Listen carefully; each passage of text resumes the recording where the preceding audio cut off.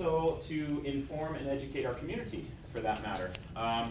As you know, I stood here almost a year ago and talked with all of you, or most of you, who are on council about the city's current situation as it related to our financial position and the challenges that we would be facing over the next fiscal year. That information, I think, fed nicely into the development of our FY18 or fiscal year 18 budget. Now we are looking at developing our year 19 budget. And so it seems prudent for us to revisit a number of different pieces of information in the hopes that it provides you context in regard to understanding why we had to elevate revenues last year and helping to inform you as to how things are shaping up as it relates to this budget year. So with that, we'll just go ahead and get started. I've already kind of talked about the purpose and intent of the meetings. Again, there's 2 workshops. The information that's being presented to you comes from a number of different sources. The primary 2 sources are essentially the CAFR, or essentially what we call the Comprehensive Annual Financial Report. Not every city in developed that, so sometimes comparing our information to other cities, particularly smaller cities, can be difficult, but typically we can try to get information if that's important to you. Also the budget book, both this year's budget book, the FY18 budget book, and budget books of the past have all been used that develop portions of this presentation today as well. And then certainly council feedback, direction, policies, those types of things have all been incorporated as well. And so without further ado, let's talk about what we're going to talk about over these next 2 workshops. The first workshop, which is today, will focus predominantly on background and government budgeting basics. Now, for most of the city council members, you've had this, but it's been a year ago. And if you don't do it every day, it can kind of leave your mind. So we'll refresh you on a few things. We won't go into the depth that we did last year because the majority of the council members went through that last year. But we'll do a very high-level overview.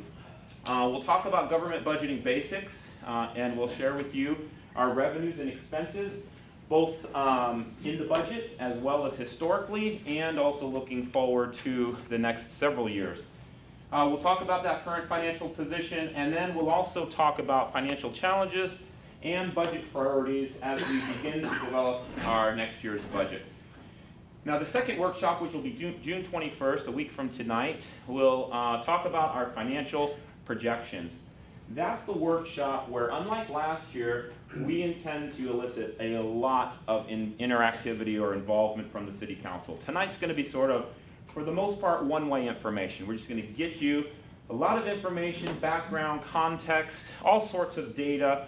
It's going to be overwhelming, which is why we've handed out what we've done, and we want to give you a week's break so that when we meet next week, you'll be able to take all that information and hit us with the hard questions. And if you have hard questions tonight, or any question for that matter, we would also be interested in those along the way.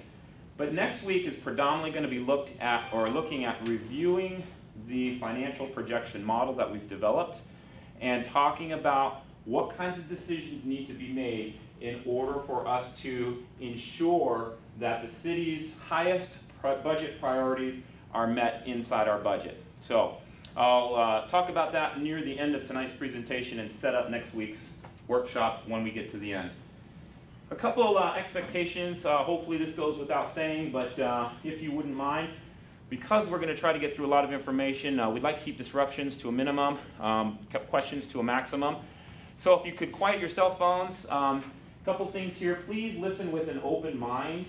This presentation and the workshop information and what we do as we go through the budget presentations is not intended to be personal. There's a lot of information in here, and it's very easy sometimes for people who don't know to assume or to criticize or blame or whatnot. We are not doing that. That's off the table. It doesn't help us. What does help us is understanding what the decisions were and what the impact of the decisions have had on the city's finances, and setting up ourselves and understanding that history to embrace a future that hopefully makes improved decision making. And of course, a lot of that comes with the data that we'll be presenting with you. So don't take things personally. We'd like to have a lot of interaction. but we want to share as much as we can the room with everyone. And so if you have ideas or thoughts, let's make sure that everybody gets a chance to say those. We want to stay on point. If we start going down rabbit trails and start talking about things that aren't germane to the conversation, that's going to delay us from getting through the material. There is always time to do that. We don't want to be resistant to engaging in any kind of beneficial conversation, but we may need to punt on some conversations to another time, or work it into next week's workshop. We do want to see common ground and understanding. So if you don't know what we're talking about, if you're completely confused, please stop us, because we build upon the information in the presentations, and building upon that information is going to be critical in enhancing your knowledge as we get to the end in regard to making better decisions on our budget. So there is no such thing as a stupid question. I do need to thank an enormous amount of people, because I get to represent a lot of people's work. The subcommittee that has been working with me for the last 3.5 months or so is up here. Sue, Penny, Jenna, Heather, Melody, Lisa, Kelly, Kevin, Derek, David. They've all donated an enormous amount of time and effort to put this presentation together and collect the data that is the backbone of this presentation. So I definitely want to give them props and say thank you to all of you who have been on that committee. The department directors have also been critical in feeding us information that helps us with the budget projections, and of course the preliminary FY19 budget information. And then also the mayor and the city council for certainly your wisdom, guidance, and support, and for being here and being engaged and encouraging this transparency in our community. So thank you all very much. Very quickly, we don't need to go through every date. You all should have this. Mr. Pittner, I sent this to you in an email just the other day as well. The budget timeline. We are on a mandated timeline that has been approved by the City Council, and it is in compliance with the North Dakota State Code. So we have to meet these timelines as we move along and develop our budget. We will not be able to have an extension in developing this budget. My preliminary budget is due to you for consideration on August 6th, period. So we have between now and then to put it together. Typically, you'll run through the process after you get it on August 6th and prepare for questions at the Committee of the Whole, which is about 2 to 3 weeks later. The President of the Council will have input as well on the budget, and we'll just work through it until eventually we get to September, where the final budget will be approved. So a lot of process to go along. Wanted to review just quickly kind of how we got here. You know, I always appreciate looking back sometimes to gain an understanding and better context as to how things are playing out currently. So thanks to Derek, wanted to share a little bit of our recent history and its impact on our community. So I'll give this to you for a minute.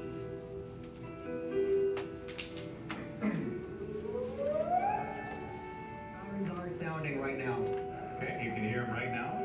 We'll just listen and take our live shot maybe from 16th from the water plant. Late last night, city crews worked to fix some leaks and some temporary dikes that have been put up. Residents and city crews have been logging some major hours.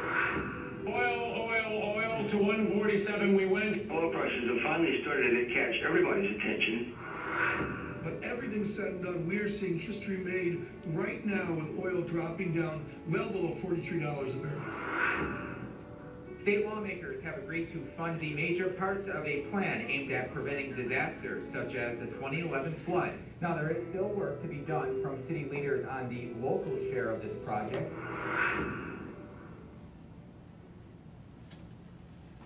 So in a quick nutshell, you can see all of those things have and will continue to play a major role in what we're about to embark on this budget season and the following budget season and the following budget season.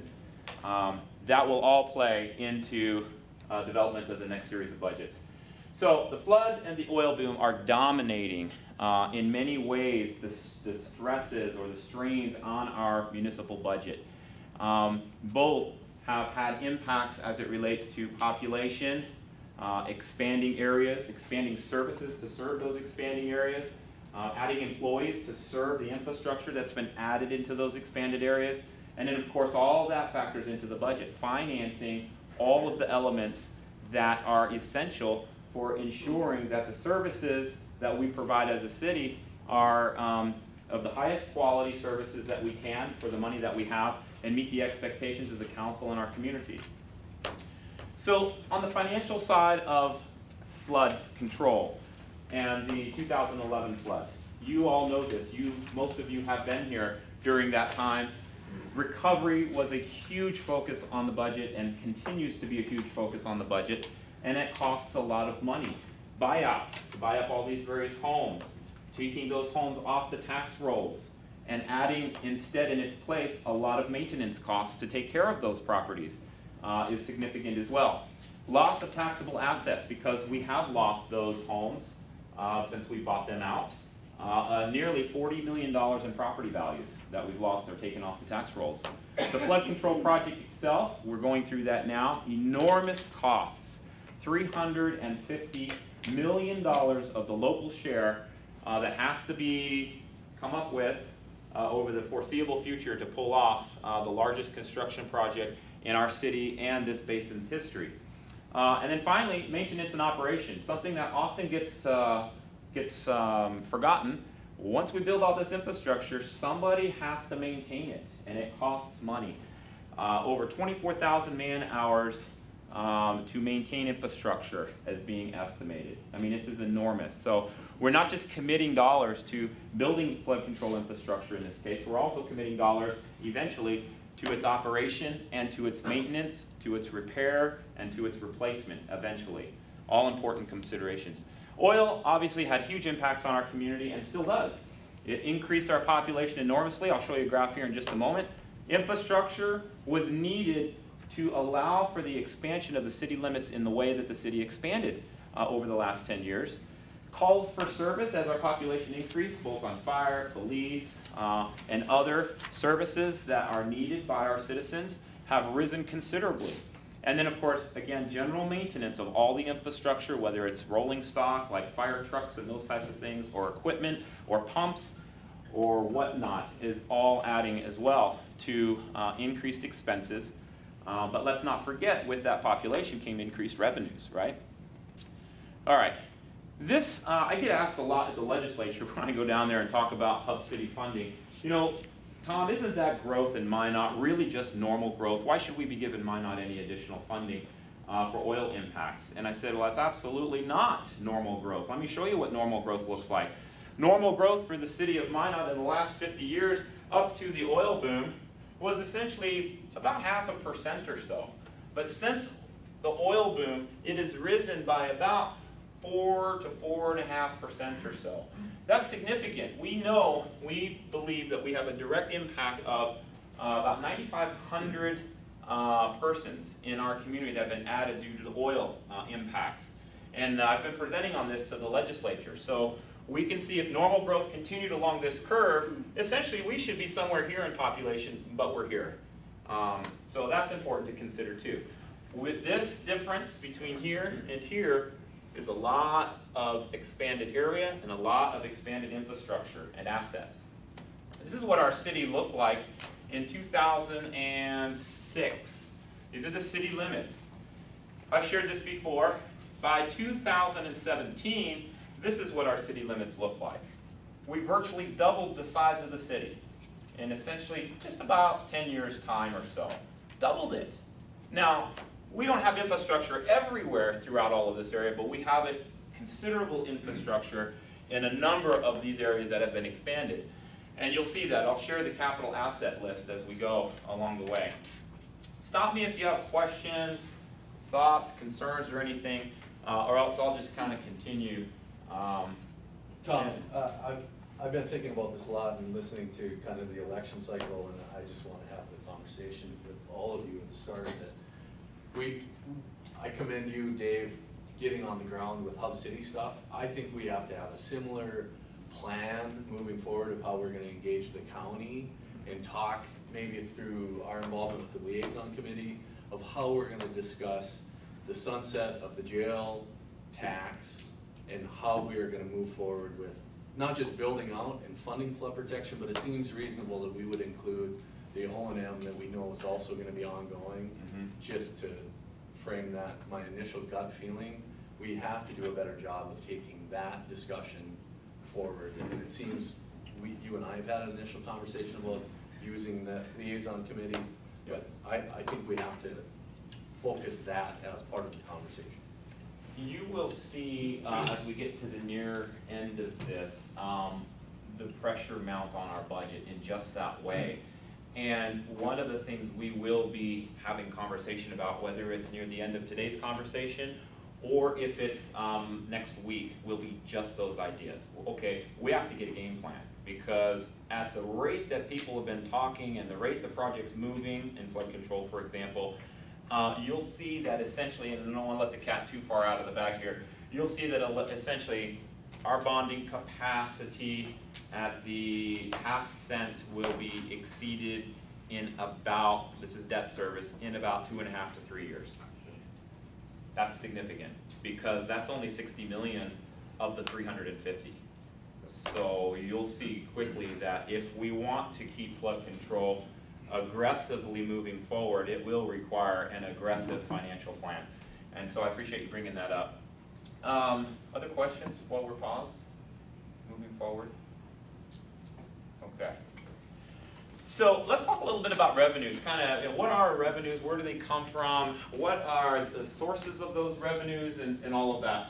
We have, you'll see in just a moment, we have lots of different funds in the city, and so this gets confusing fast. So I'll keep it at a very high level at the moment. We talk about the two biggest, most influential funds on the city's budget. That is the governmental fund and the enterprise fund. So we'll just kind of break it down there first. We'll look at the governmental fund. Where does the governmental fund get most of its revenues from? Well, it gets it from property taxes, from sales taxes, from state aid distribution. I'll talk about that in just a moment. Fees like assessments and franchise fees and other sorts of fees. Licenses and permits, grants. You'll see that we have sizable income coming in the form of grants. Fines, like police fines and other sorts of things, as well as interest earnings and all of that kind of stuff. Now, those revenues are tied fairly specifically, for the most part, to certain types of activities. And the types of activities, or uses we call them, occur here. As an example, not all of them, but just as an example. Public safety, the library, the assessor's office, legal, human resources, finance, IT, traffic and streets, planning and engineering, property maintenance, recreation auditorium, city council and the city manager's office, as well as city infrastructure and capital purchases. I mean, the list really goes on and on. I'm just trying to keep it at a high level. On the enterprise fund, these revenues are collected as dominantly a fee for service. Okay, so think about your utility rates. You know, when you use water, or you use sewer services, or you use solid waste services, you pay a fee, essentially a rate for those services. It's not a tax, it's based on usage, and that usage goes, or that dollar amount goes essentially to offset the business costs for running that particular enterprise. Okay, so base fees like water, sewer, stormwater, user fees for water, sewer, and storm, airport revenues that we get in the form of fees from the airlines and others, sanitation fees, cemetery fees, parking revenue, which isn't a whole lot, special assessments, which also isn't a whole lot, and you'll see, and any interest earnings on cash that's in the bank as well. Now, these types of revenues are very restricted, and they're restricted in use to essentially the activity or the fund that activity occurs. So for example, if you are collecting a fee for water services, that fee has to be used for water services. It can't be used for balancing property taxes, for example, okay? So all of the, it stands to reason then that essentially all of these areas will have uses that essentially match what those areas for which the revenues were collected from, okay? Now, we're going to jump into this a little bit more specifically here. Say, Tom, just Yes. for the respect to the why of can't century code? Well, I'm going to have Sue hit you up with that one, because Sue has been our czar on this forever. And why don't you take that one? Enterprise funds are basically, the rates are set up to be able to, they're supposed to fund themselves. So you can't just take water rates and use them over in airports. You can't take airport revenues and use them over in the general fund. So you gotta restrict them to the funds that they are designated for. Under Century Code. Under, it's probably a combination of ordinance and Century Code. That is a practice that is universal for all cities and even counties across the United States. And those funds, because they are set up as a business type activity, which is not a tax, it has to self-finance its own operation. And because it does that, you cannot make profits off of those funds that then get used for some other activity. It has to stay within the fund. Otherwise, it will be seen as a tax, and you can run into constitutional and other sorts of issues as well. Now, not to confuse matters, but you can, in some certain instances, use tax money to pay for enterprise fund activities. You just can't go the other way, okay? And we do that in the city. We actually do use tax money. For example, at the airport, we use some modest property taxes to offset some of the operating costs of the revenue in other areas. Ed, you had a question. What are interfund transfers? So interfund transfers inside the city are essentially this. If the water and sewer utility, for example, is collecting money and it relies on other business units within the city to provide its services, and what I mean by that is HR, IT, legal, those types of things. So they don't have their own IT, legal, and HR. That's the benefit of having a consolidated or centralized business function that serves all the city, because it saves us money. But they have to pay for that proportionate share, right? Otherwise, they have their own costs, which they should bear. So they transfer a certain dollar amount back into, as an interfund transfer, between the enterprise fund back into the governmental fund to offset what those costs are and essentially pay for their use of those costs. Does that make sense? Perfect. All right, let's continue. We're going to talk about the enterprise very quickly. The enterprise fund has essentially 5 fairly significant components to it, or units to it. Water, sewer, storm, sanitation, cemetery, parking authority, and airport. So you can kind of think of the enterprise fund as, financing or supporting all of those different activities. Now, enterprise funds, when we look at these activities from revenue source standpoint, you can see that water, sewer, and stormwater charges and fees essentially comprise 72% of the entire income for the enterprise fund. So when you write your water bill, your sewer bill, and sanitation bill, that's where that goes. Well, except for sanitation, sorry, because sanitation is 14%. Airport is 13%. They're getting those revenues from the airlines, for example, and other sources. So those are rate-based business unit fees. Cemetery also gets fees essentially for services. And then the parking authority, which gets fees for parking revenues and that sort of stuff. If you look at the governmental fund now, and this is where it gets a little bit confusing quickly, because the governmental fund essentially houses or supports a number of other types of funds. Imagine all those revenues that I talked about a few slides ago coming into this one giant fund and then getting dispersed out to match the various fund requirements on an expense basis. We have capital project funds, special revenue funds, and debt service funds, okay? So much, or a good portion of the governmental fund will actually send out revenues, if you could imagine that, to each of these different units or categories. Another good chunk of money goes over to the general fund. Now, some people confuse these terms, and it really drives finance staff crazy, which is kind of fun. But the general fund and the governmental fund are not the same, okay? The governmental fund provides revenues to the general fund, and the general fund then disperses those revenues through various business units, predominantly these units. General government, which would be like admin, that would be like finance, HR, IT, legal, a number of other activities. Public safety, and then streets, okay? And again, keep in mind I'm talking at a very high level here, because when you look at the budget, it doesn't look this simple. When we look at the governmental fund, that's that big giant pie, here's where the majority of the revenues come from. Our city has done phenomenally well for some time now in collecting money from other people, other than our citizens, okay? Like the federal government, for example. Grants and contributions in 2017 comprised essentially 57% or $62 million of our income.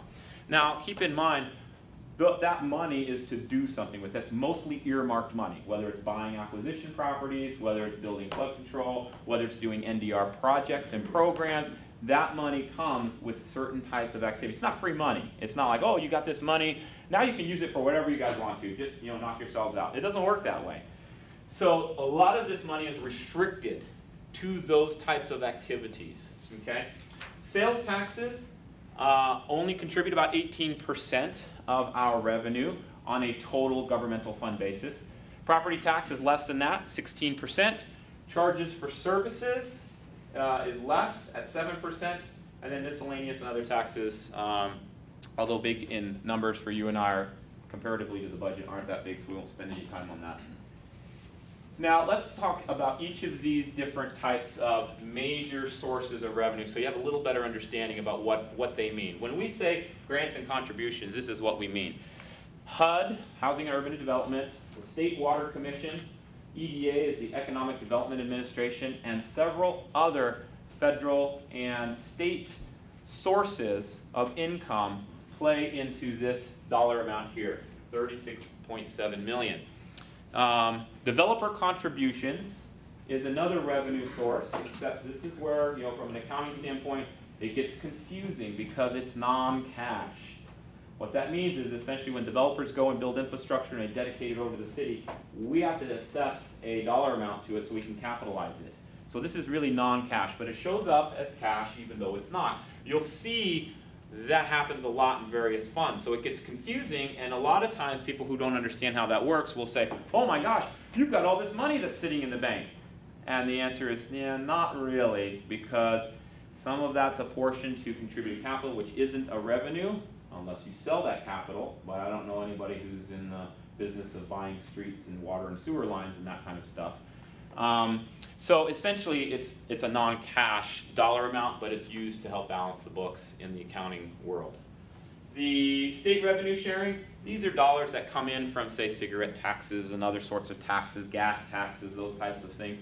When the state collects those taxes, it apportions those dollars back out to the cities on a proportionate share basis based upon a number of different, sometimes formulas and other sorts of things.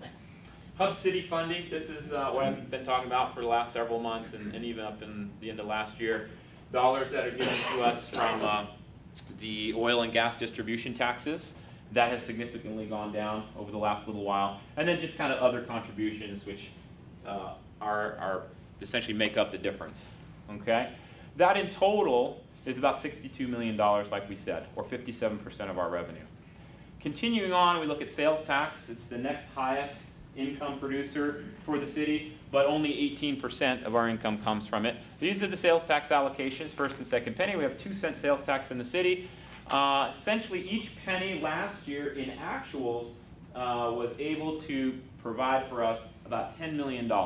So $20 million in total was our sales tax income last year. Sales taxes are variable revenue sources. You'll see that in just a moment when we go through it. A couple things to keep in mind. Inside of our 2 pennies, we have considerable property tax components buried inside. So if you look at the 2 pennies, 53% of the tax revenue from sales taxes actually goes to offset either directly or indirectly property taxes. That's significant, and that is part of the challenge that we have as a city to navigate from. The International Economic Development Council was here recently. They flagged us for that as well. It's something I've been saying for some time. This is not only a bad habit, but you can see it has significant consequences for us on many levels. And we'll be talking about that throughout today's presentation and as we go into next week's presentation. But that 53%, which goes directly or indirectly to property taxes, is essentially the equivalent of 49 mills. Okay, we collect 106 mills today. So you know, if you do the math, that's essentially would take our mills up to about 155 if we pulled all of those property tax activities and put them truly in property tax bucket, into the property tax bucket, okay? So I'm not advocating or suggesting that, I'm just pointing it out. Next, let's move on, and I just want to say, in FY18, the City Council, or for the FY18 budget last year, the City Council did take the community facilities allotment of the second penny, that 30%, and dedicate it towards flood control as the city's priority community facility project. So essentially, that's why we show flood control is essentially collecting that 30% above the 50% in the first penny, okay? Also, just for transparency, the economic development amount on the first penny there, that 15%, was essentially reduced to economic development roughly by about 5 or 6%, and the difference was also moved to flood control. So the city currently is putting about 90%, 88% to 90% of the 2 pennies, if you will, or I should say of 1 penny, right? I don't want to get this wrong. 90%, 88% of 1 penny towards flood protection in this year's budget, okay? This is sales tax collections historical information. Most of you have seen this. What you can see is the impacts of the oil boom and population and the purchasing and all of that stuff that occurred since the oil boom essentially came into effect. You can see massive increases in sales tax revenues, climbing and climbing and climbing up until essentially when oil began to fall off, okay? And as oil fell off and the Bakken essentially activity waned, we saw a massive decline in sales tax revenues. And that decline is significant because, keep in mind, we took a lot of the property tax activities and placed them inside of sales taxes. So you took a fixed, or we took a fixed cost and put it in a variable revenue source. And that can be okay if the source goes up, or if, as it comes down, we go the opposite direction. We have yet to do that as a city. We still have 53% of property tax activities buried in sales taxes, and we continue to see this decline, so we see the pressure mounting on not just the things that the sales taxes are supposed to finance, but also on property tax activities that are inside those sales taxes as well. So what does property tax fund? Property tax funds a lot of different stuff. I won't go through the whole list here, but it's essentially a lot of that stuff I put on one of the first slides when we talked about the general fund. You know, some of the big things are public safety, finance, engineering, streets, a lot of administrative stuff, IT, HR, city council, city manager's office, city attorney, all that kind of stuff, library, and debt. Okay, it finances debt to a certain degree, although debt is also financed by other revenue sources as well. In 2017, this is before the tax increase that has been instituted for 2018, property taxes that were supposed to be, or that were collected was 16.7. Only 17.9 was levied for 17, which means that we have a delinquency rate currently of about 4.8%. That was before the property tax increase occurred. Now, these delinquency rates go up and down. I think right now it's much lower. I think we've collected most of the 17. Isn't it around 2%? Nope, 4.87. It's still 4.8? Okay. So this is still our delinquency rate. The reason that's important is because when other people don't pay their bills, guess who has to? We do. So if I have to carry a reserve that is 5% of this amount, and I have to disperse that to all the property owners in the city, it increases their taxes. So delinquencies have a lot to do with what we have to do in the budget to manage through that. This is why we carry what are called operating reserves as a city, to buffer against that stuff so that we can pay our bills without having these kinds of impacts. You'll see a little bit more about those operating reserves as we go. Now, here's a big myth about property taxes. The first person, or the first agency that most people call in our community, and this is not unlike most of the communities around the nation, first person that gets the angry customer call on property taxes is, guess who? The city. It's the city. So we get our fair share of those. But in fact, the city comprises less than a third of the total revenue that is collected in the form of property taxes in our community. There are 4 taxing entities, all of you know this. The city of Minot is essentially less than a third of the total revenue for the consolidated tax bill. But yet we get most of the calls. I mean, Warwick County will say, you know, they get calls, and they do, because we send our calls over to Warwick County. But, but they do get their own calls too.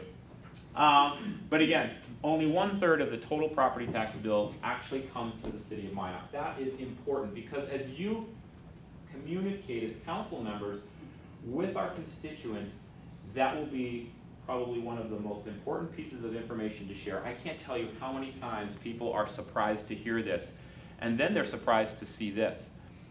That 32% or so of the tax dollars that we get equates to essentially $891 per average household.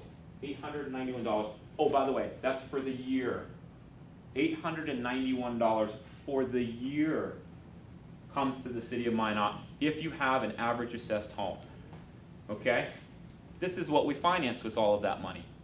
And how much it costs on an annual basis for the average property valued home per essentially major division of the city. The police department only gets $169 per year per household on the average basis. Keep in mind, that's average. People pay a lot less than that if they have lower valued homes. People who have higher valued homes pay a lot more than that. This is all based on the average. But that's where all of this money goes. Not all, but I mean the major categories. And people are surprised to hear that they're getting 24-hour police protection for essentially less than $170 per year. Some people's cable and telephone and internet bills are more than that per month, at least that I know of. So pretty significant. This is also going to be a key component of what you want to communicate with constituents because we have to educate our community about the cost of government. People hate government's costs. They think it's out of control, and maybe in some cases it is. We have to do a good job helping to communicate what our cost is and what is and where those costs go. Just very quickly, for some of you maybe in the audience or who are new, we want to talk very quickly about how we calculate the mill. And we'll go into depth here, although we have our assessor in the room. If you have in-depth questions, I'd highly advise not, but, but if you are so inclined, we can accommodate you. This is how the city puts its budget together, just very quickly. The city, after careful consideration of the budget priorities, the needs in the community, the council directives, the city manager's direction, and other constraints and whatever, all the department heads put their budget together and say, this is how much we need. We scrub that, we compare it to historical trends, we sort of smell test it and other sorts of things, and we put together our best budget that we can, and then with that budget, we have to establish for those entities that rely on property tax dollars, we have to establish what the mill is going to be. How many mills? Now, the way we do that is we say, if we need a budget of a certain dollar amount, then we look at how much the properties that are valued inside our city, and then we develop the rate. So that's how it works. Get your budget, identify the value, which is a separately done number by our assessor, and then those two numbers fill in the rate. So it works like this. If I needed $4, okay, and the value of whatever it is, just to keep these numbers very simple, is 200, then I know what my rate needs to be. It needs to be 2%, right? But now, if I still need that $4, but the values go down, I still need the $4, then my rate needs to go to 4%. Make sense? Now here's where people get confused because they're like, oh my gosh, the rate's higher, I'm paying a lot more. And that's not true. You're still paying $4. Make sense? You're just paying 4% of the $100 value, and you could use hundreds of thousands if you wanted to in this case.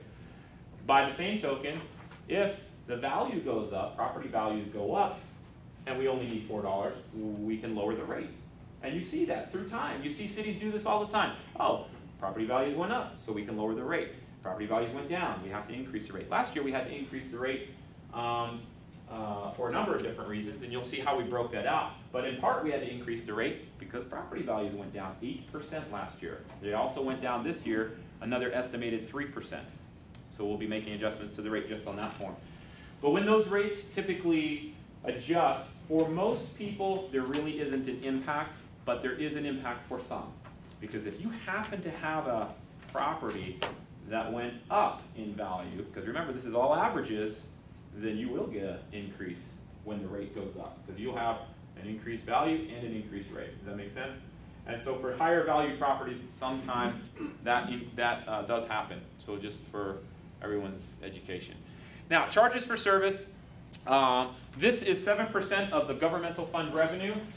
The charges for service include things like rentals and concessions, like at the auditorium, or rentals of other sorts of equipment, or that kind of stuff for the city. Permits and permit fees, any licenses, transit fees, bus fares, police court, fines, all that kind of stuff. That goes into here, and that's 7% of our revenue. Here's what it looks like from 2008 to 2017. And again, you'll see this trend in a lot of our graphs. And a lot of this trend is associated with oil activity, okay? And, we had a large booming economy between, essentially 2009 and 2014 or so. Prior to that and after that, the economies look different. Okay. Other types of income, because you'll hear about this, special assessments, and we'll probably talk a lot about this, even though for the city of Minot, special assessments is a very small amount of income. Now these bars look considerably large, but not when you compare them, and I'll show you, to some other income sources. Keep in mind, we had a $109 million budget. So when we talk about, essentially this year, around $2 million of income coming from special assessments, you can quickly determine that special assessments are not a considerable revenue source for the city. That is not the case with a lot of other cities throughout North Dakota. Special assessments can be considerably higher, and considerably higher than property taxes or sales taxes. We have chosen, as a city, not to special assess to those rates. And there's good reasons for that, but those reasons come also, or that decision also comes with consequences too. So we'll be talking about that.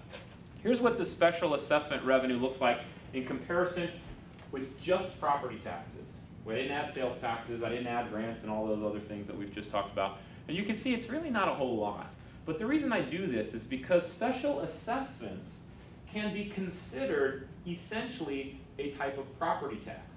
It is a tax that is assessed to your property for some improvement that occurred adjacent to your property. And so because it gets assessed to your property and must be paid with taxes, it is essentially a property tax. Now, a lot of communities throughout North Dakota have decided to collect property taxes in the form of special assessments.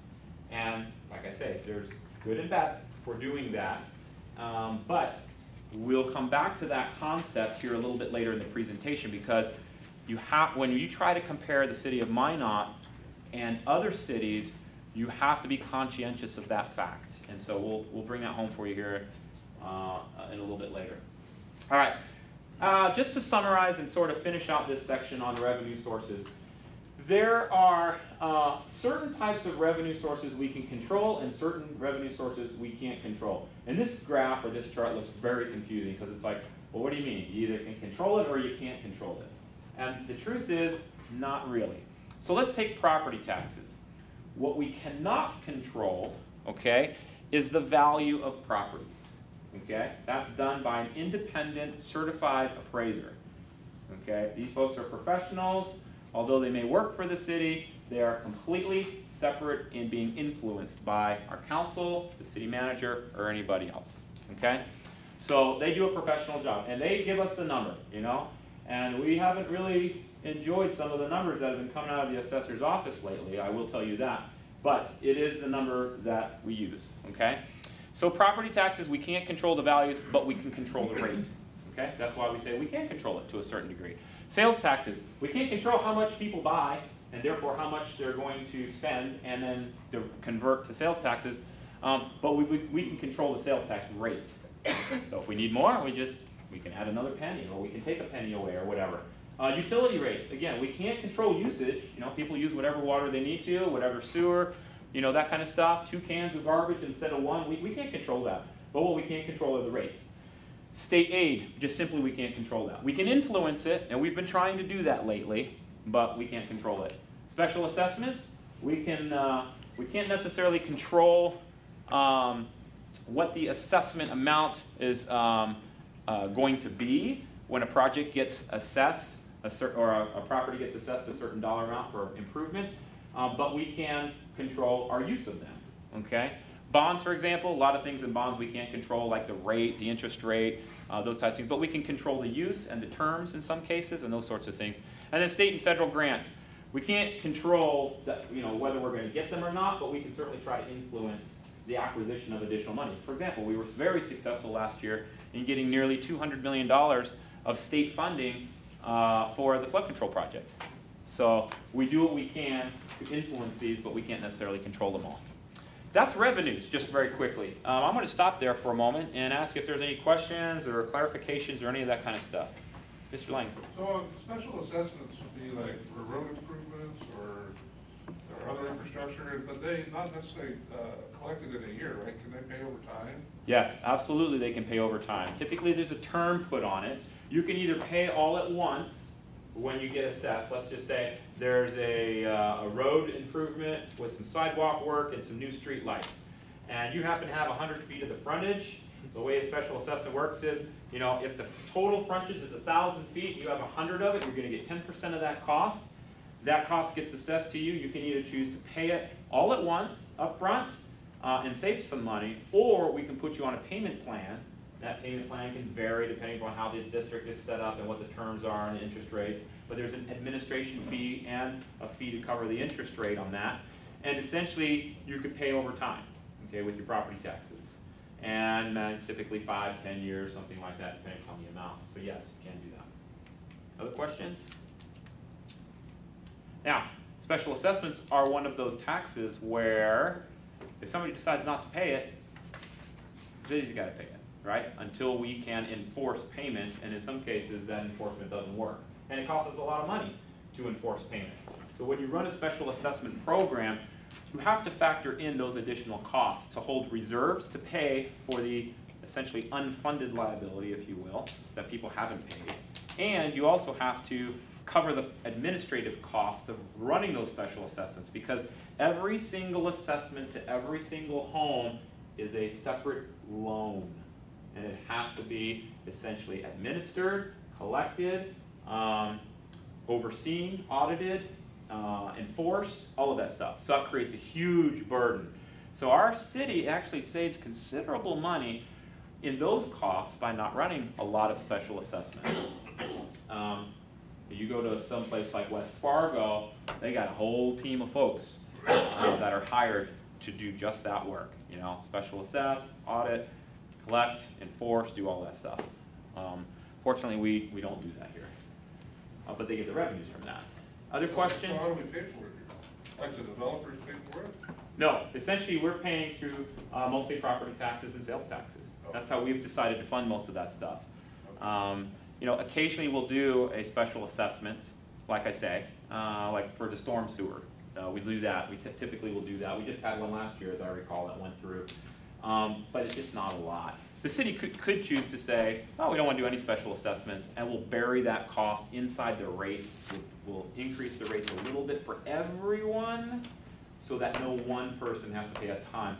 Because special assessments, we call that kind of the surprise tax, right? It's like, hey, I got my mortgage, I know what my property taxes are and all these other sorts of things. And then the city decides, or the county or somebody decides to come by and improve my street. Well, that's going to cost me money on a special assessment. Now I'm going to have this bill that's going to be assessed to my property taxes that I don't have control over. And because I have a smaller number of people that are paying for that improvement because it was a local improvement, those costs go way up.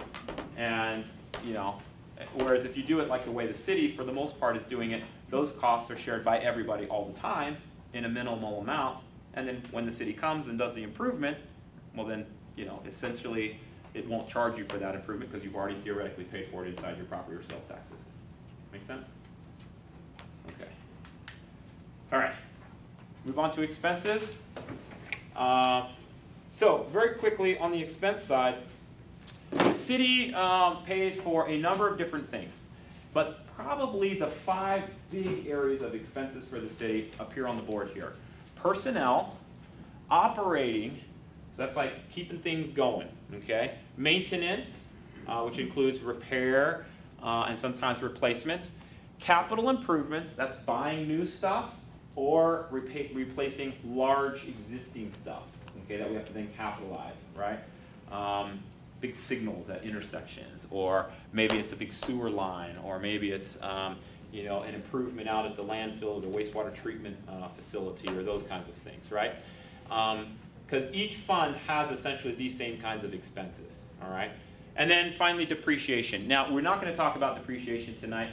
It is the nemesis of most every city manager or public works director across this country, because almost every city, county, township, political subdivision, federal government, everybody underfunds depreciation, and we are too.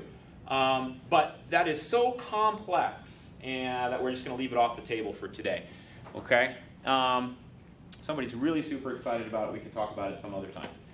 Now, when we talk about the city and what the city is, a lot of people like to say, you know, you guys should operate like a business. Well, but we're not necessarily a business. We have business functions and business type activities, but we're not a business. We don't have the same federal and state regulations and requirements. In some cases, ours are more onerous. We don't have the same mechanisms. We don't have the same, we just don't have this, it's not built the same, okay? It's totally different, although there are similarities. One thing that's pretty clear for cities or governments like us is that we don't build stuff. You know, we're not making computers and selling computers. We're not making vacuums and selling vacuums. We're not building pools. We're not doing that kind of stuff, you know. What we're doing is we provide services, and those services are for the benefit of our citizens. Here's a sampling of the types of services that we provide. These services are largely dominated by personnel activities. It takes people to do these services. Okay? If we were running a computer company and the economy got bad and people stopped buying computers, we would have some choices to make, right? We could maybe cut back on our inventory. We could maybe reduce our price. We could maybe, you know, do other things that businesses do. In government, we typically see, particularly in growing governments or in governments that are static, meaning they're not growing but they're not declining in population, we tend to see the service demands continue to escalate. They just do. People have an expectation for a certain level of service. That continues to rise, even if the population stays the same. That happens. When the population increases, okay, then the demand for those services increases as well. Whether it's, oh my gosh, we have to add a new fire station, or wait, we need more police cars because we have to cover more area, or I've got more water and sewer infrastructure to put in because we're reaching out now into these other areas around the city, right? So it goes without saying. More streets that we have, the more infrastructure we put into those streets, you know, for example, the more places I got to snowplow, right? We have to go and provide the services for those things. Just as a reminder, governmental expenses and enterprise expenses. Just kind of break these out on the 2 major funds here. For budgeted expenses in 2018, our total budget as a city, this includes enterprise, governmental, so on and so forth, it's $142.6 million. Of that, about $36 million is in the form of personnel expenses, and $75 million or so is in operating expenses. So this is, you know, just the stuff that we need in order to run. It could be fuel, it could be electricity, it could be natural gas, it could be insurance, it could be chemicals at the water treatment facility. It could be a number of different things, right? Guns, it could be all that stuff. These are things that we need to operate. They're not personnel, but they're stuff we need to operate. Considerable expense between personnel and operations, okay? So you can see there that between those 2 bubbles, that dominates the city's expenses. Now, capital expenses, these are the big ticket items, like if we're buying flood control, for example, or putting NAWS in, or if we're buying other capital projects, like putting infrastructure and that kind of stuff in, or that kind of stuff. That goes into capital. Of the $32 million, about half of that in this year's budget is going directly to flood control in the budget, directly. So half of our entire capital expenditures going to flood control. If we didn't have to do flood control as a community, that number, of course, would be half, right? It'd be about 16 million. And if we didn't have to do NAWS, it'd be even less. So most of our capital now and in the foreseeable future will come in the form of payments for NAWS and flood control. I need you to keep that in mind because you'll see when we get to the modeling that that has a huge impact on the kinds of revenues that we're going to need in order to finance those projects over the long term. Now, when you look at the 142 million, the two funds that I've mentioned are broken out this way. Enterprise fund expenses are essentially about 31%. Governmental funds are about 69%. The way that the enterprise fund component is broken up by department looks like this. So essentially, water and sewer have the highest expenses, and essentially the lowest expenses comes from the parking authority. And so do the revenues. So revenues and expenses have to balance for us. So you tend to see, or get close to balancing, you tend to see expenses that are similar to revenues, right? I mean, if we're collecting a lot of revenue, most of our revenues, as you might recall, for the enterprise fund were for water and sewer. And that's also because most of our expenses are there too. When we look at the enterprise fund disbursement by activity, you can see that essentially, like we talked about earlier, personnel only makes up roughly about 19% of the enterprise fund expenses, while operations makes up more than half. And then, of course, capital makes up that 30%. Keep in mind, this capital is only for enterprise fund capital, not for all capital. If you look at the same sort of breakdown, and I know this is the boring stuff of the presentation, I apologize. We'll get to the fun stuff in a little bit, if there is such a thing.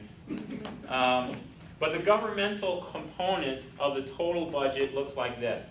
By department, you can see that essentially general government, make sure I get the colors here. General government makes up 70%.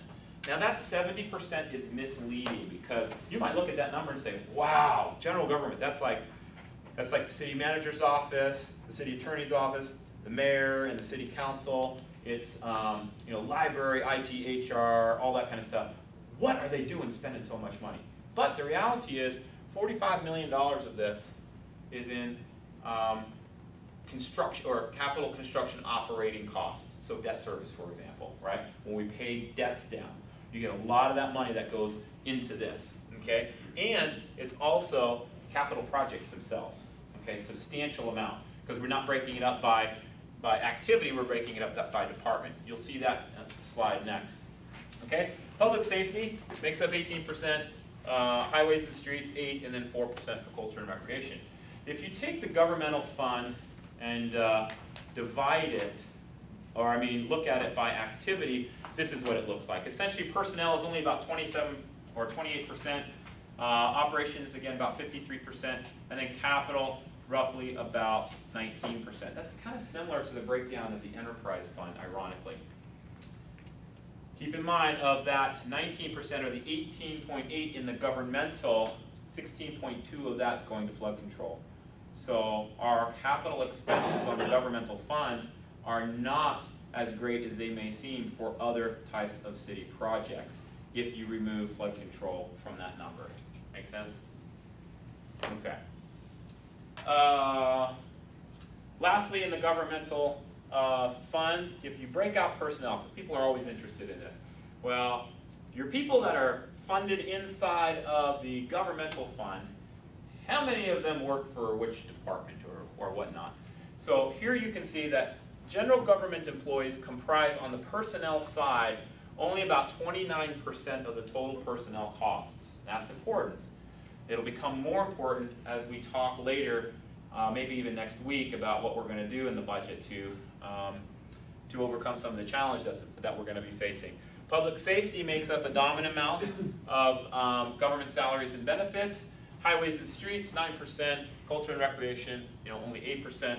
That total is about 4.7 million from the total government personnel amount. All right? Okay, questions on any of that stuff when we talk about personnel and governmental funds and all of that? We're still on expenses. Yeah.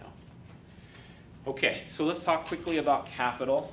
Capital construction or investments are a considerable part of our budget. and that will continue to grow. Again, NAWS and flood control will be the dominant projects that are going to be continuing in the future. However, let's look at the past here, and you can see that capital outlay, or essentially what we mean is capital purchases, if you will, have increased, and they've increased commensurate with population increases. We'll talk about that relationship in just a minute, but I wanted to show you some of the big ticket items, at least from 2014 to present, that the city has spent dollars on a capital basis. Okay, so that appears here, and this is for governmental funds. When we look at the capital for the enterprise funds, you see kind of a similar curve, if you will, with the bars. And in this case, these are the projects that have largely dominated the capital construction costs for the city historically, and dating back to about 2014. But again, you see as our population increase, we add a lot of infrastructure, we add a lot of expense to pay for that infrastructure, and we take on debt in order to cover that expense, and we're still paying for that debt. So those are important considerations. Here's the relationship of population to all of the capital purchases that the city's made essentially in the last 10 years or so. And again, you can see the relationship here, a little bit of a delay with the oil boom, and that's typical. Most cities have a little bit of the delay when community growth begins. Usually cities are a little bit delayed because it takes cities, because of our budgeting process. Look, we're going to be talking about putting a budget together that doesn't take effect until next year. So budgeting processes take a while. Engineering and estimates and those kinds of things can take a while too. So there generally tends to be a little bit of a lag when a boom hits. And sometimes you see a lag after the boom goes, whether it's an oil boom or an ag boom or some other kind of boom. But you see essentially that here. That population started to spike up. Then we started to catch up with infrastructure, population's coming down, and you'll eventually see some of our infrastructure going down if we didn't have to pay for NAWS and flood control. You'll see we'll continue to say that. We are unique in that way. We have two of the largest construction projects that our community is going to be facing, NAWS and flood control, and if we didn't have those, you'd see kind of a more standard type of decline on capital purchases going forward. This is the cumulative growth of our capital assets. Kind of the slide I just showed you a minute ago. Here's debt. So just as I mentioned, as we bought more stuff, we had to take more loans to pay for it. So when we take those loans, we add to our expenses, okay?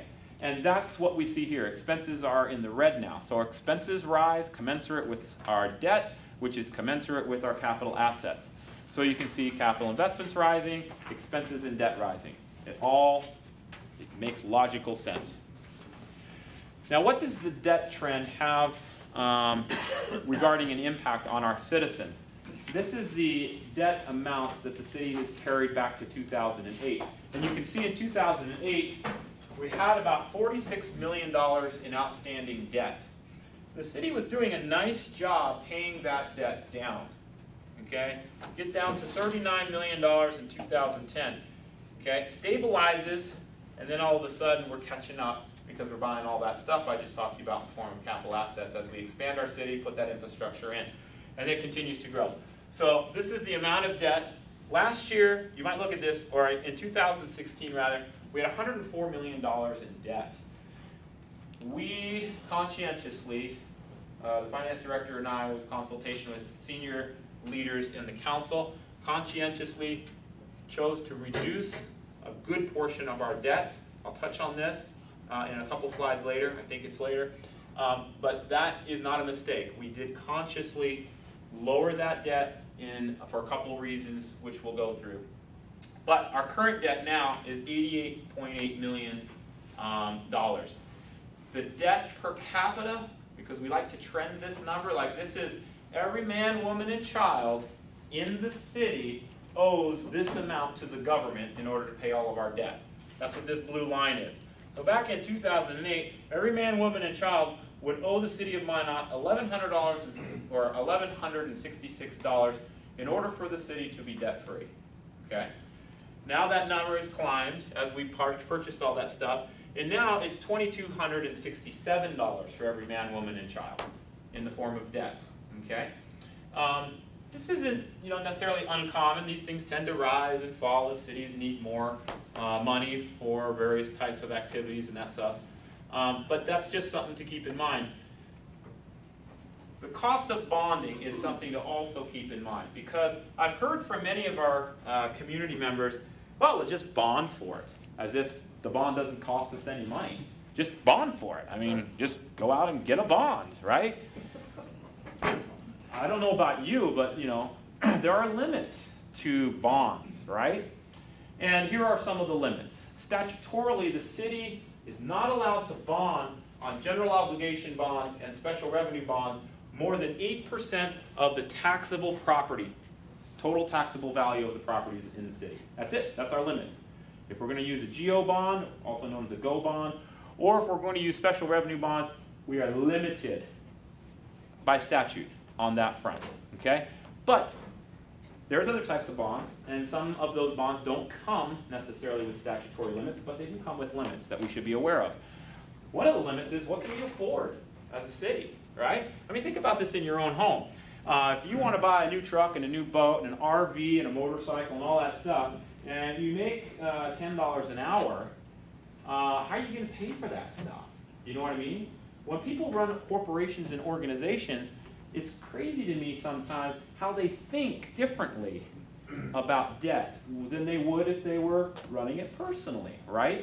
We have to be conscientious as an organization about our debt. So we will be monitoring more closely what we can afford. Should we be giving up operational revenues, things that run our police departments and our library and streets and that stuff, and instead move that money to pay for debt, to buy stuff that, you know, maybe we want but don't need, okay? Or maybe we just can't afford.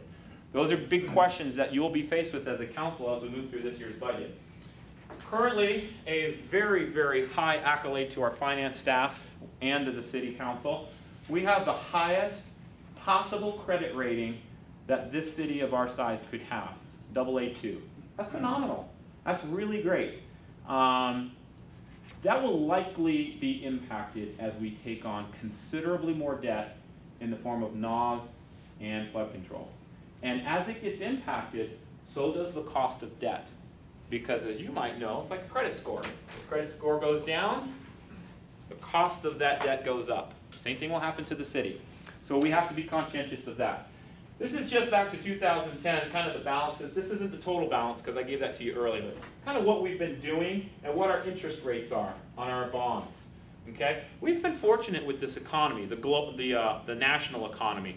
Keep in mind that recession that hit around 2008 and 2009, which Minot was largely buffered from because you guys were going through, I can't see we because I wasn't here then, but the city was going through an economic boom from oil, right? So it largely missed the largest recession since the Great Depression in the United States. When I worked for the city of Meridian, we hit that. I mean, we were hit hard. We lost $60 million in 4 years in the business unit that I was running there. So interest rates, where I was going with this, have been notoriously low over the last little while, and that's good for us. If we had interest rates around the 4 and 5 and 6%, that would be considerable expense for us.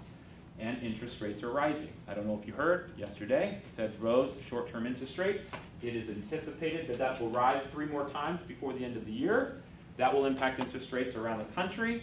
Borrowing will become more expensive, and we're going to need more money to pay for those interest rates. It will happen essentially at some point.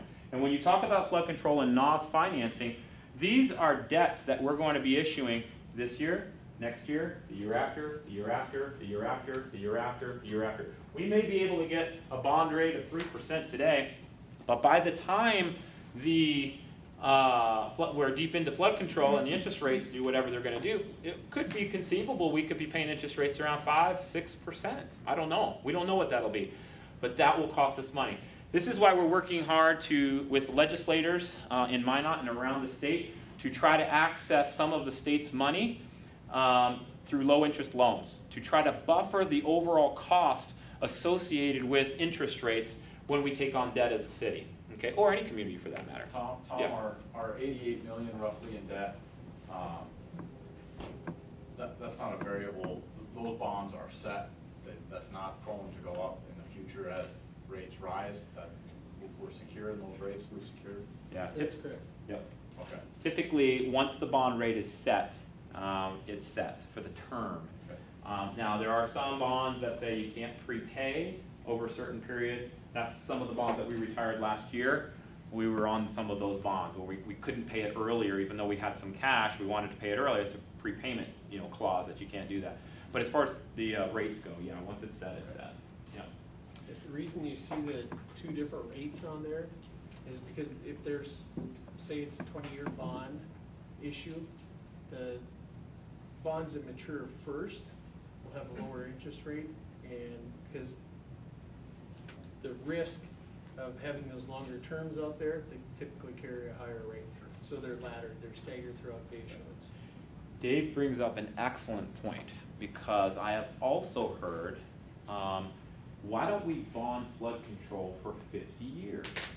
Well, what do you think that interest rate's going to be when people are asked to buy a bond for that period of time? It will be considerably more. And not only that, we'll be paying that interest rate for a considerably longer period of time. So the further out you bond, it's just like home mortgages, right? Typically, the further out you go, the more you're going to be paying in interest. Okay, the same thing happens for the most part here in the city. Tom, is there Great going to be a question. time when we get to see the difference in what it would be to access those state funds versus what that bond rate anticipated is going to be for flood control? Yes, Alderman Sitma, we can get that for you almost within a day. We've done the numbers, we want to brush it off and look at it, but we've essentially said, yeah, and it's over a short-term period, like we don't know what all the costs are going to be, but we can tell you if we took this issuance at this percentage rate or the same issuance at a different percentage rate, what would it be? And it's sizable. I mean, it's considerable. Okay. Yeah. So we can get that for you. David, if you wouldn't mind, maybe we could bring that to the next meeting and have that information for everybody. Thanks for that question. Any other questions? Okay. We'll continue here. So now we've talked about expenses, right, for both governmental funds and the enterprise funds. We've said we bought a lot of infrastructure, right, because we grew as a city, we had this population growth, we expanded our city limits, we had to put all this infrastructure in, then we had to pay for it, and we had to bond for it, and then we have these increased expenses. One other side of expenses that we have, which stands to reason, is we got to maintain and operate all the stuff that we bought. You can't just buy a street or buy a sewer line and walk away. It just doesn't work that way. Sewer lines need to be clean. Streets need to be clean. They need to be swept. They need to be snow blowed or snow plowed. All of that stuff has to happen, and it's intense work that takes people to do. Okay, so maintenance and operation is a sizable component of our cost structure. And just to give you some examples, to put in numbers about the changes, between 2008 and 17, population grew by 32%. Between 2008 and 17, our annexed lands almost doubled by 85%. The debt per capita almost doubled. And the number of employees was about a 35% increase, matching almost identically the population increase. So our per capita employee ratios really haven't changed. Now, I can't tell you how many times I've heard, you guys are loaded with employees. You've got so many employees in the city. Well, we have more employees. There's no question about that. But those employees have been added to serve the added population. The ratio of employees to citizens is roughly the same. Okay? That's important to keep in mind when people talk with you about the personnel side of our operation. A couple other things when we talk about infrastructure. This is, again, the same period, comparison change. The emergency calls for police department and the fire department between 2008 and 2017 have increased by 36%. You see a trend here. Let's go back. Population's increased by 32. Employees have increased by 35. Calls for service have increased by 36. I mean, we're in the ballpark for all of this stuff. Street miles have increased by 30. Water or sewer infrastructure by 41. And water infrastructure by 55, right? Sanitary lift stations by 87%. That won't really correlate because depending upon where you're going and how far away it is from the sewer treatment plant, you don't have to put a lot of that infrastructure in. So it's not necessarily a correlatable number. Landfill waste, because we're a regional landfill and because you've got the flood in there, you know, that's going to skew that as well. But you can see generally things have been pretty stable from the period 2008-2017 with that roughly 30, 35, 40% growth in a lot of different areas. Here's all the stuff we added between 2007 and 2017. It's intentionally small because we're trying to fit a lot on there, and we still had several hundred more to go, so we kind of stopped. But the point is made, right? We've added a ton of stuff. You see it in dollars. Here it is in name. Okay, and if you want the full names, we can get it for you, but it's a lot of stuff. Okay. When we talk about maintenance, one of the things that's important to understand, and this can be easily relatable to how you maintain your home or your car or your boat or whatever it is, that if you keep on top of maintenance, the cost to keep whatever the asset is that you have in good shape tends to be pretty low, okay? So if I go out and wash and wax my car, and I change the oil all the time, and I rotate the tires, and I do all that stuff, I could probably keep the car running at a minimal cost for a lot longer than if I just ignored all that stuff and wait till one tire went bald and then had to figure out, well, I got to get two now because you can't have one on one side and then it's different than the other, and then I got to get, all of that kind of stuff, Same thing happens in government maintenance of assets, okay? This is an example of street maintenance, okay? If you build a brand new road, that road's going to be fantastic, hopefully. You have a good contractor. Keep in mind, the city's obligated to take the lowest responsible bidder, okay? But we cross our fingers that we get a good contractor. If you do, the road pavement should be in great shape, okay? Now, as that infrastructure ages, okay, it will deteriorate in quality. And as it does that, we have some decisions to make. And the decision is, well, should we put some money into keeping that infrastructure up? And if we do, we invest that money, we bring it back up to a fairly high standard, and it begins to deteriorate again. And if we hit our preventative maintenance trigger, then we invest a little bit more. And you can see we can limp along that infrastructure in a pretty nice quality, very good condition along the way. But if we choose to say, we're not really going to maintain it at that level, we're going to let it kind of deteriorate and deteriorate and deteriorate. Let's say we get it down here, like it's okay. It's, not at the top, not at the bottom. You can see here, for every $2 of renovation here, if you wait to do it here, it costs you 3 to 4 times more. This is pavement maintenance. 3 to 4 times more if you wait, and considerably more if you wait till it fails. Okay, now you get all kinds of problems. So the key to maintenance is to make sure that we put enough financial resources behind maintenance to meet the preventative maintenance schedules. That's absolutely critical. I can tell you right now, in many areas within the city, we are not doing that. We are not. Money is not available for us to do this, okay? In some cases, we're doing somewhere in here and then back up, okay?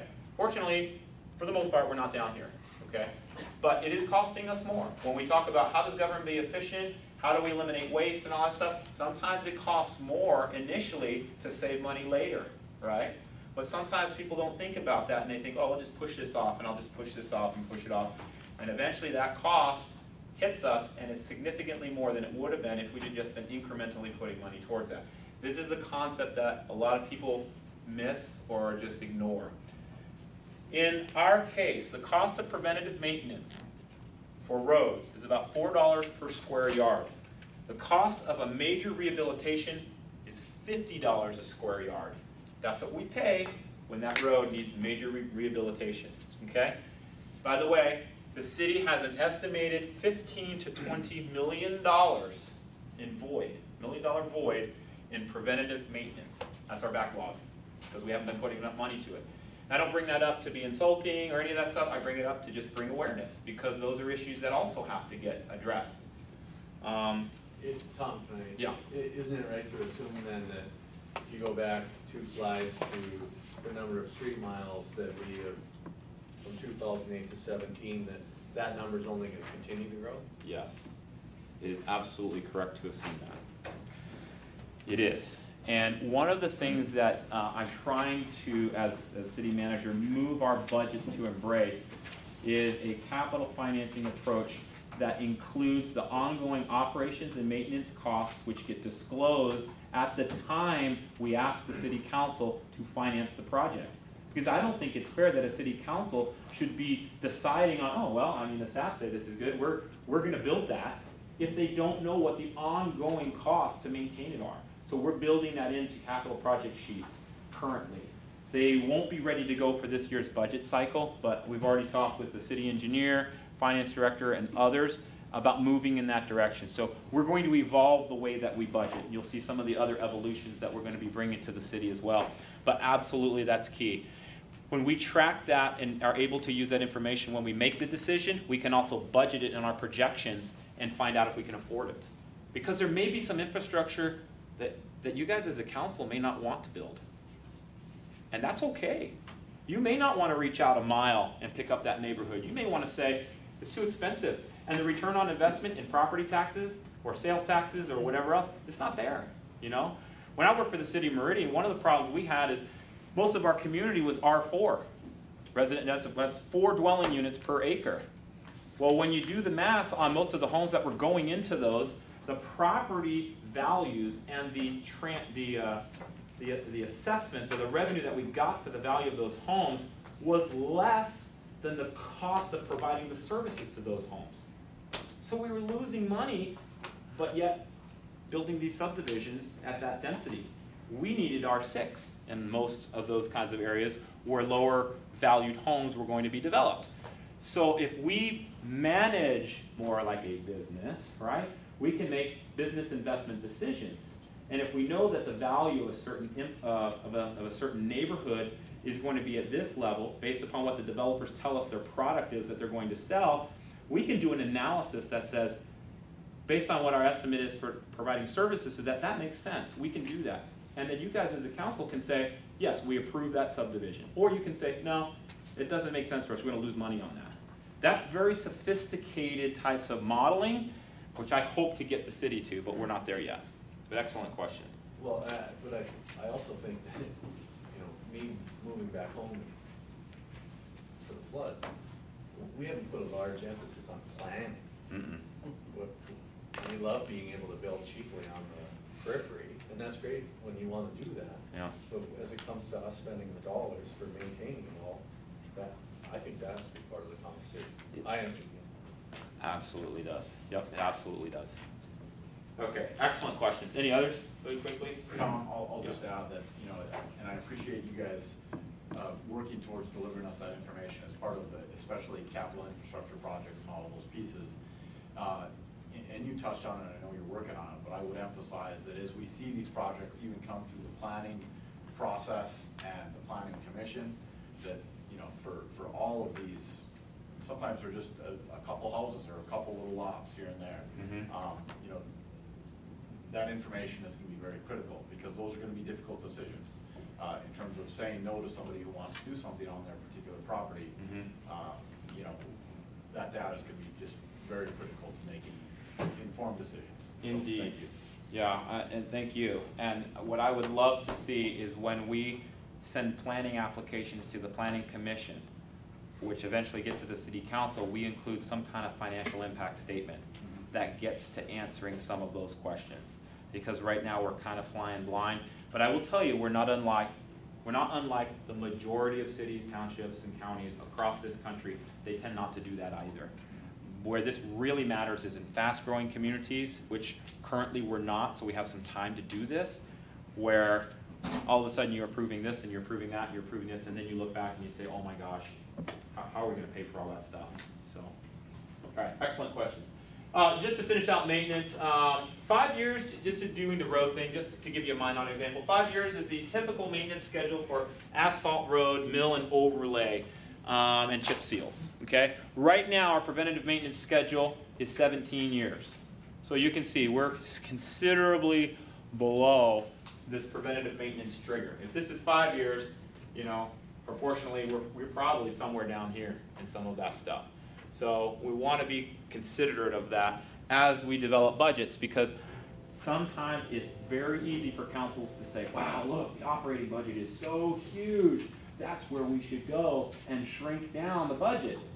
Well, that has consequences too, so we want to just be aware of that. Deanna, did you have a question? I did. Does any of that maintenance backlog for pavement include anything at the airport, runways, taxiways, aprons? Just city streets. I didn't include any of the airport stuff in there. But I know you guys have some maintenance backlog items. We just didn't include that in this. Yeah, good question. All right.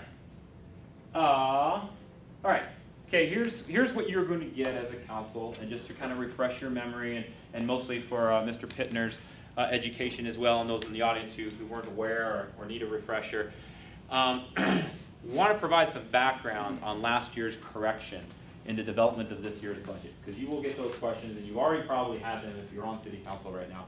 What is going on in City Hall, right? What are you guys doing?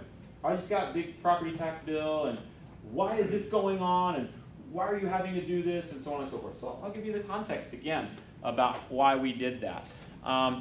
Keep in mind, we had a lot of things that have been sort of bubbling up in the background. And it took a different approach in some cases to sort of see all of it. Do you know what I mean? And so some of the things that have been churning, if you will, include a multi-year drop in sales taxes. Property taxes fell by 8% in their valuation last year. State aid has been reduced. This is that money we get from the state. That's been reduced by almost 27% over the last 5 years. Hub City funding has been reduced by 32% over 5 years. Surge funding, which we shouldn't really talk about, that was like a one-time gift to us and a lot of other hub and other oil-impacted cities. That was one-time money. It came in and then it went away, and that was it. That definitely helped us, but it's not a predictable, it's not even a revenue source that's available any longer. A couple other things. We have been using reserves. You'll see this in a slide coming up. We've been using reserves to balance the budget for some time inside the city. Now, that's not all bad. Sometimes we do adopt a pay-as-you-go philosophy, which is, in certain instances, we'll save up money, we'll put it in a reserve, we'll save that money a second year, put it in the same reserve, and then we've got the money and we'll buy what we intended to buy with that. That's a use of a reserve, and that's okay. You can do that. The concern about using reserves is when you're using reserves to balance the budget for situations that are not like I described, okay? That's what we've been doing for some time, and you'll see that in another slide here. So essentially, more than $7 million in the last 3 years of reserve monies had been used to balance the budget because we haven't made the modifications to revenues or expenses, for that matter, sufficient enough, I'm not going to say we didn't make those, but sufficient enough to close those gaps. Over that same time period, expenses were largely flat for the city. I think you've seen that, except for the capital assets piece. And you'll see that again here. But NAWS and flood control are going to add another, roughly 150 million or plus or so over the next 3 years. Okay? Here's another problem that we were trying to address. This is the mill levy for the city, dating back to 2005. So in 2005, our mill levy was 126, and it kind of continued to go down and down and down until we got to essentially 2010, 2011, and then it dropped by more than 30. And then down here it bumped along the bottom until last year when we reconciled this, okay, and brought the levy back up to 106. The levy this year is still less than the levy was in 2010, 9, 8, 7, 6, 5, and so on and so forth. Now, I don't want to mislead you because valuations did increase. Remember that little teeter-totter thing, the slide I gave to you? As values increase, you can lower your mill. You can do that. And the city was doing that. As valuations increased, okay, the mill was being lowered. We didn't need as much of the rate because we were getting the same amount of revenue. That's okay. This is the issue right here. This huge drop, and then the constancy of the drop created a situation where if all we did as a city was keep the rate here, just if that's all we did, which is essentially where it is now, we would have made an additional $56 million in property tax collections. That's huge because this is money that is gone. We can't get this money back, okay? This is important because the expenses, as you saw, were rising during the period we lowered the mill levy. And this money doesn't come back. In addition to that, I've already shown you this graph, so I won't spend a lot of time on it. I've already said that 53% of property tax activities are buried in the sales tax, right? So some of this does make sense. I want to kind of put this together for you. I already showed you this graph, which showed that sales, or maybe I didn't. Yeah, I did show you this graph with sales tax collections. Sales taxes have gone down. So we're still on why did we have to do this increase. The sales taxes went down, and this was the attempt for the city to manage through the oil boom. What it was doing is it was replacing, to keep property taxes low, it was placing property tax activities inside sales taxes, which were on the incline. Okay? So we were able during this time period to offset property taxes with sales taxes. And there's really nothing wrong with doing that. It's actually a great strategy. If a city is collecting more money in sales taxes than it knows what to do with, then it makes sense to allocate that to other things to help keep property tax burdens low. That's exactly what happened. The problem is that there wasn't enough collected to offset the full loss of property taxes, and that was compounded by the reduction in sales tax revenues that occurred in the last 3 years. Okay? So you kind of have that double whammy. So considerable money was essentially foregone over that period. In sales taxes, just in the last 3 years, and I presented this during City Council the other night, in 2015 there was a $1.2 million drop, 2016 another $6.2 million drop, and then 2017 a $7.2 million drop. That means in those 3 years, between 14 and 17, the city lost $14.6 million in revenues, just in those 3 years. And I mentioned this as well. Property tax collections in 17 were 17.9. So you can see the comparison. We lost a huge amount of money here, okay? And we can't get that back. So also what we were trying to do is prepare in the budget for the eventuality of paying for NAWS and for paying for flood control. So as I mentioned before, we did have some bonds that had high interest rates, about 5.5% or so. We decided to reduce those interest rates or essentially eliminate those bonds and get rid of those high interest rate instruments. And when we did that, we were able to lower that debt down to $88 million. That gave us more capacity to prepare for and embrace the debt we're going to take on with flood control and NAWS. And it also saves the city money in the form of interest, but it took a lot of reserve money to do. Okay? That's a lot of reserve money to go from 104 down to 88. So we've used a lot of that reserve money and plugged it into, instead of letting it sit there and get 0.5% in the bank, why not use it and reduce a 5.5% liability in interest? So that's what we did. Okay? Otherwise, it just sit there costing us more. Tom? Yeah. Just one point of clarification. So when you say, in a couple of slides back, when you say sales tax reserve fund, back farther, but not there. Okay. Okay. So just to be clear, so when we go back and look at the breakdown of the dollar of, the 2 pennies of sales tax and what that goes to be clear that the reserve fund is portions of those numbers, right? It's 2 things. It's portions of those numbers that were in excess of what we needed, that were, if restricted, used to buy down the same fund activity costs in future years, and it was excess that was collected that wasn't earmarked. I got that right, Sue? Yep. So if you see it in your budget as a positive number, we're using it. If you see it as a negative number, we're saving it. Gotcha. Okay. I just want everybody to be clear on that. Yes. Because, there is no specifically designated portion of the pennies that are going into reserves. I just want everybody to be clear. That's my that's true. Point of clarification. Yeah. Thank you. All right.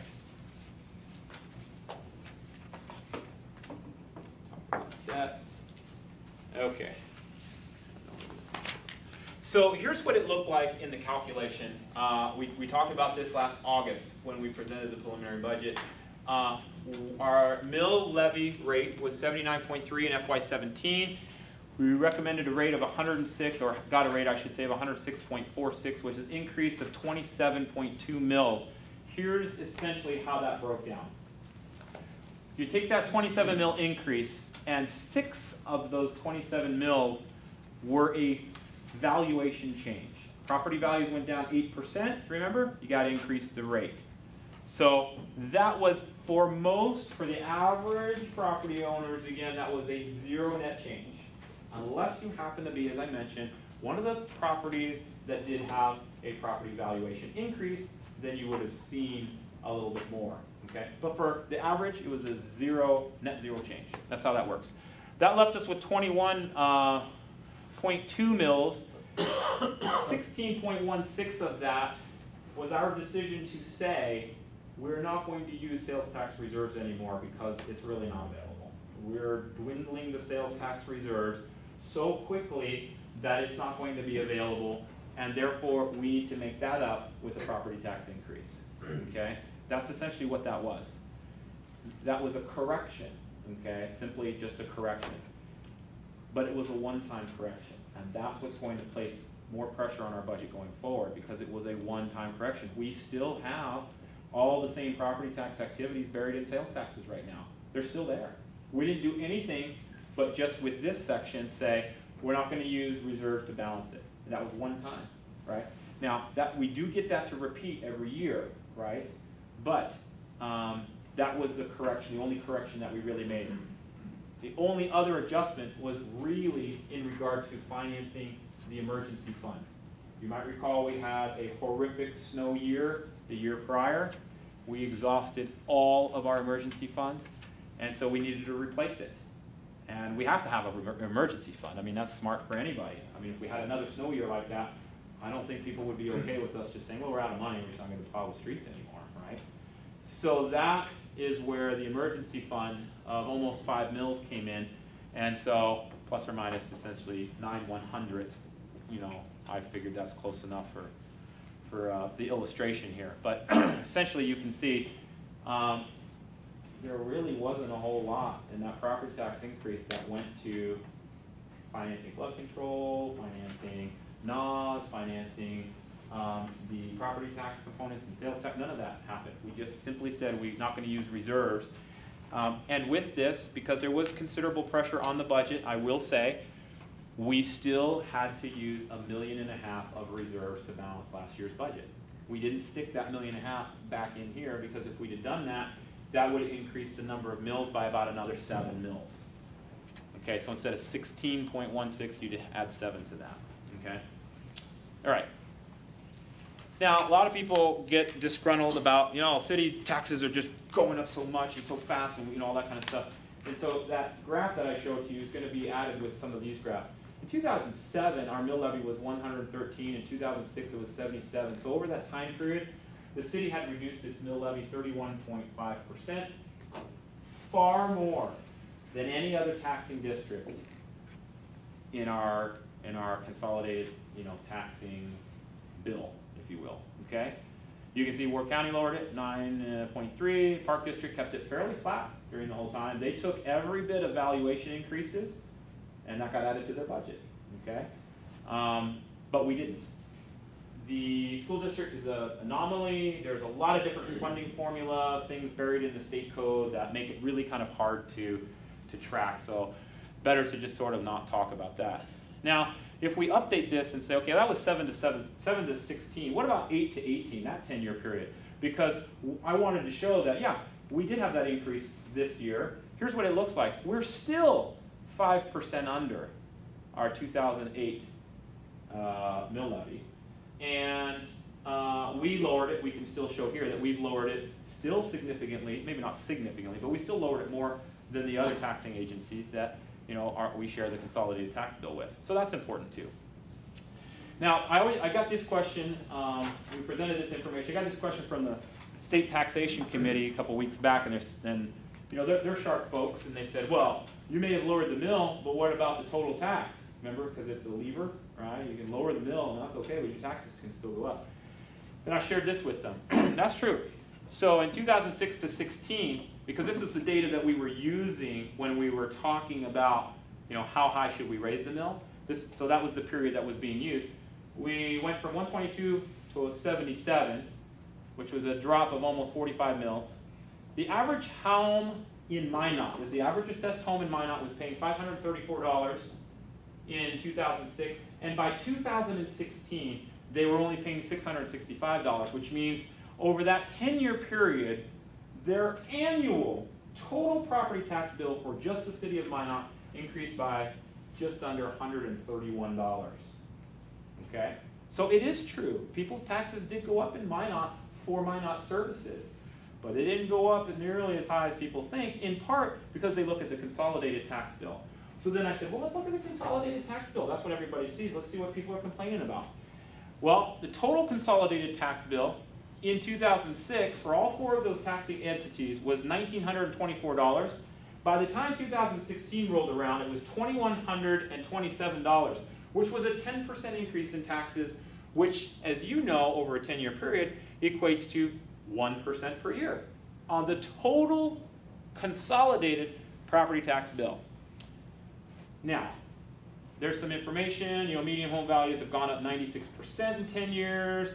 The levy dropped 36%. That's how you get those numbers. The third bullet, the consolidated property taxes for Minot went up 10.5% in 10 years, about 1% per year.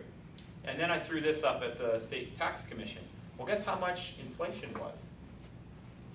Well, inflation, using our regional CPI, Consumer Price Index, rose by 19% over this same time period, which equates to roughly rounded about 2% annually.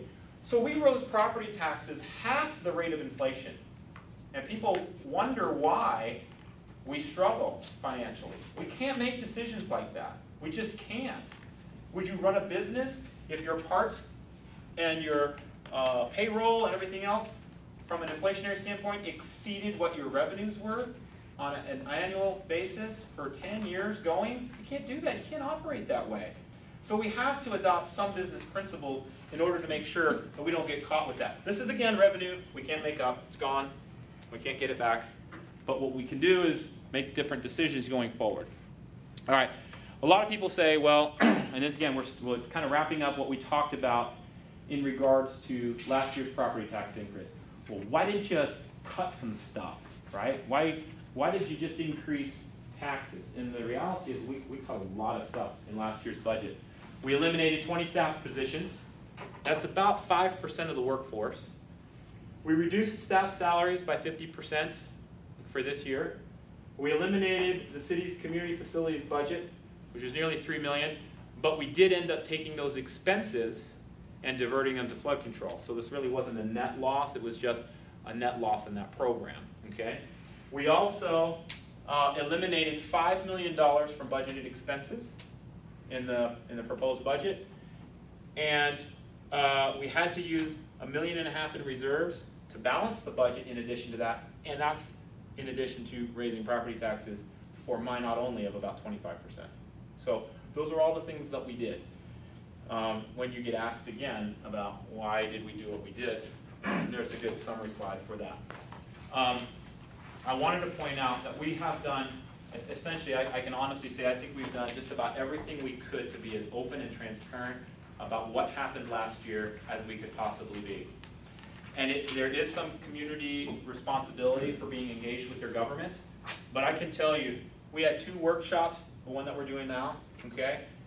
We did 2 of those last year. We had 7 public presentations, 2 public hearings, more than a dozen social media posts, multiple news articles and interviews. I sat with the Minot Daily for 4.5 hours with their editorial board last year and opened up the entire budget to them with the finance director and our PIO.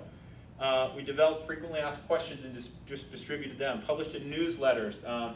We did all sorts of forums and meetings and that sort of stuff. We did what we could, you know, and we'll do that again this year.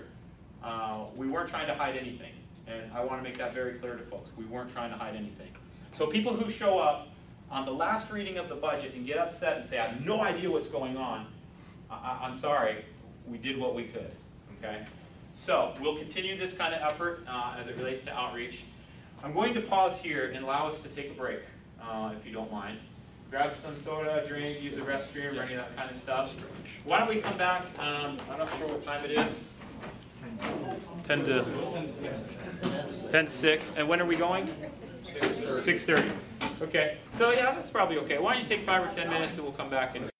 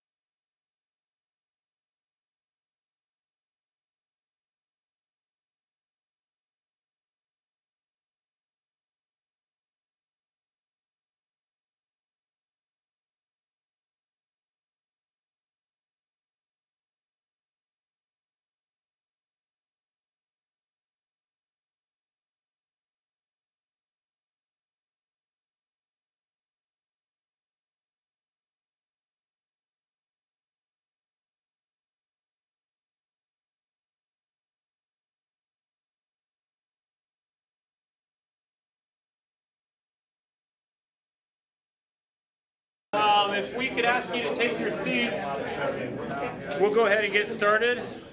Hit me at like 5 till, just like give me a sign or something if I happen to go over. No, 5 till 26:30.